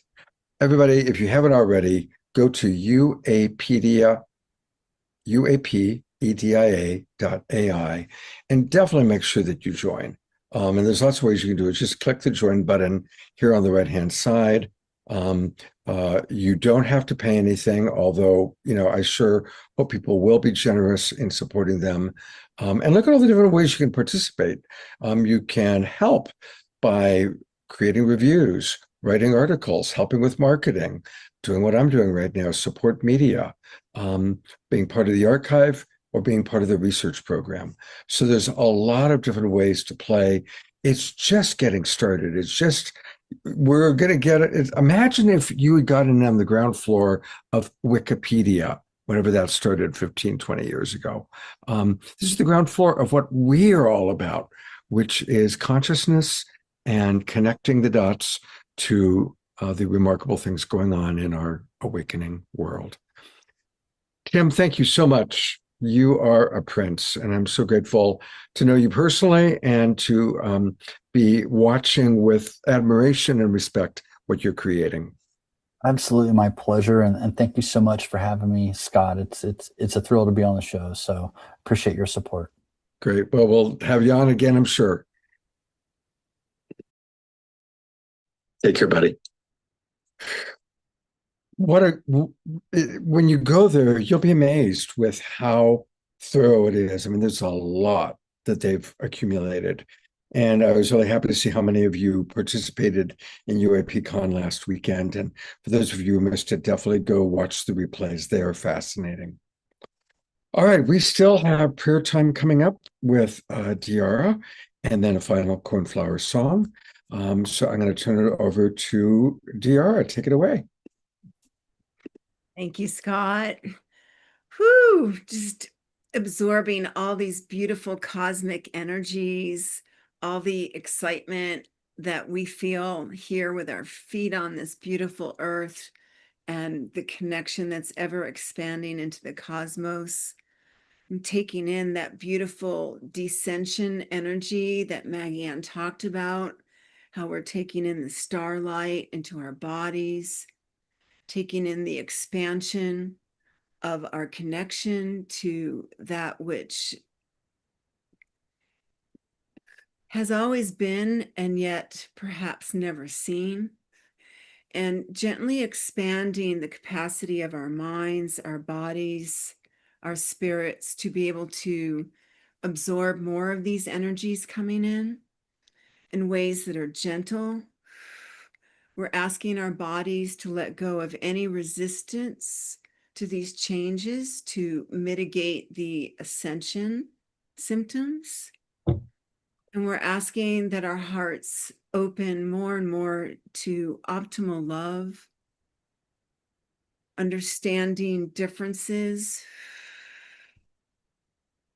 releasing the egoic attachment to our way of seeing, our way of being, while holding our sovereignty and yet allowing room for others' sovereignty to exist side by side. And we speak of this for all of life on earth, all of life beyond earth. And here on this earthly plane, we pray for peace. We pray for health and healing.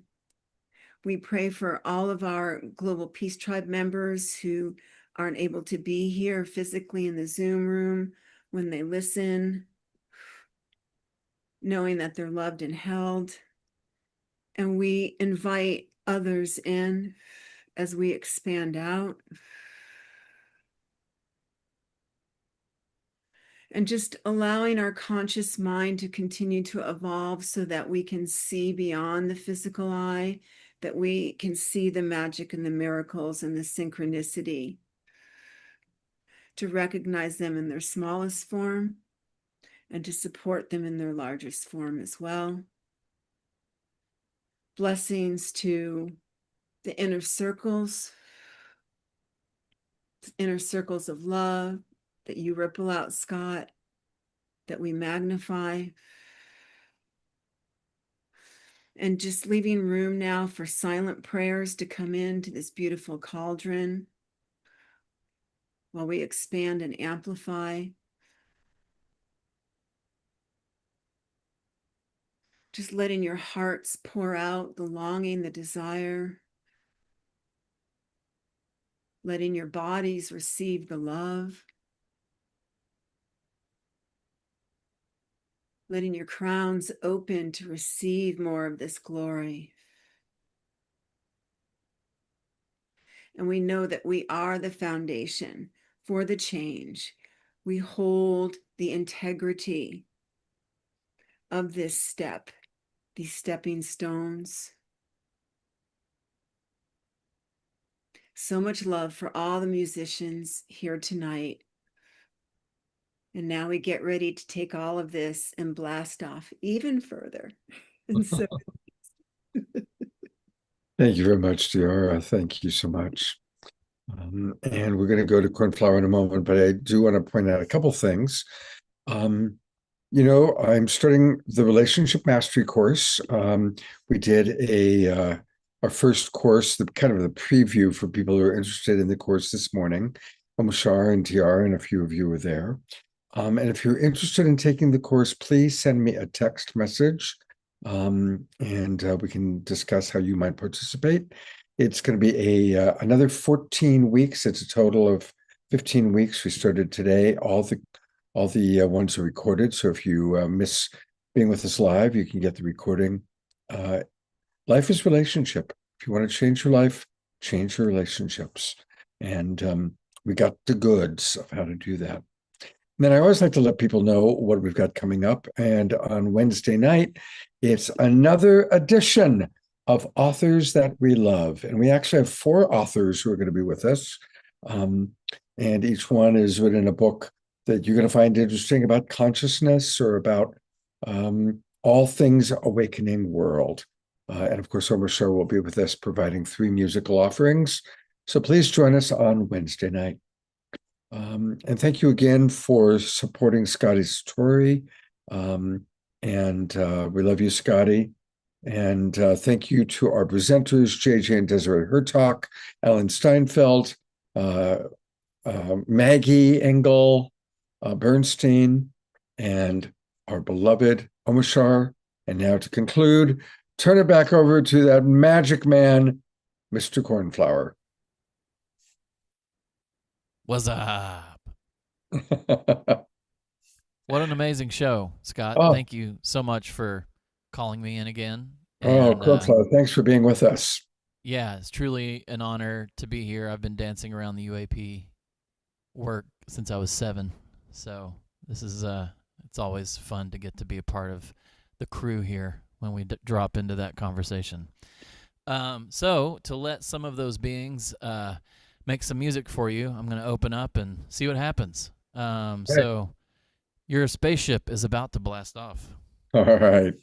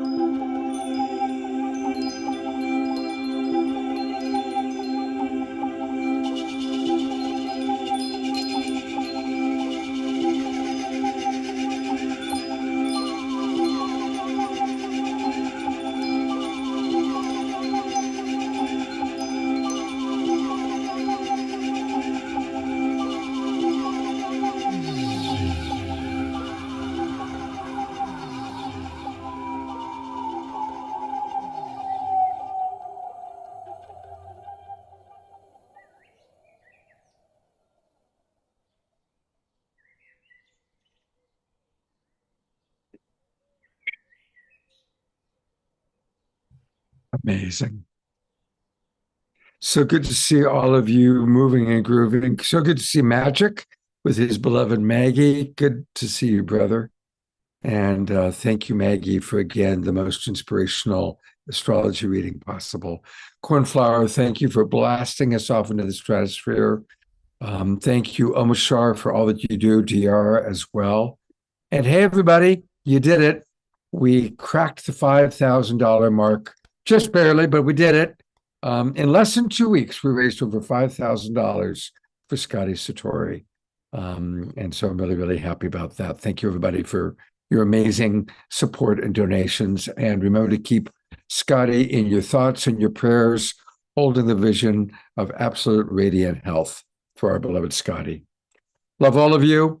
Have a wonderful Sunday tomorrow. And I hope to see you next Wednesday night for our next Awakening World.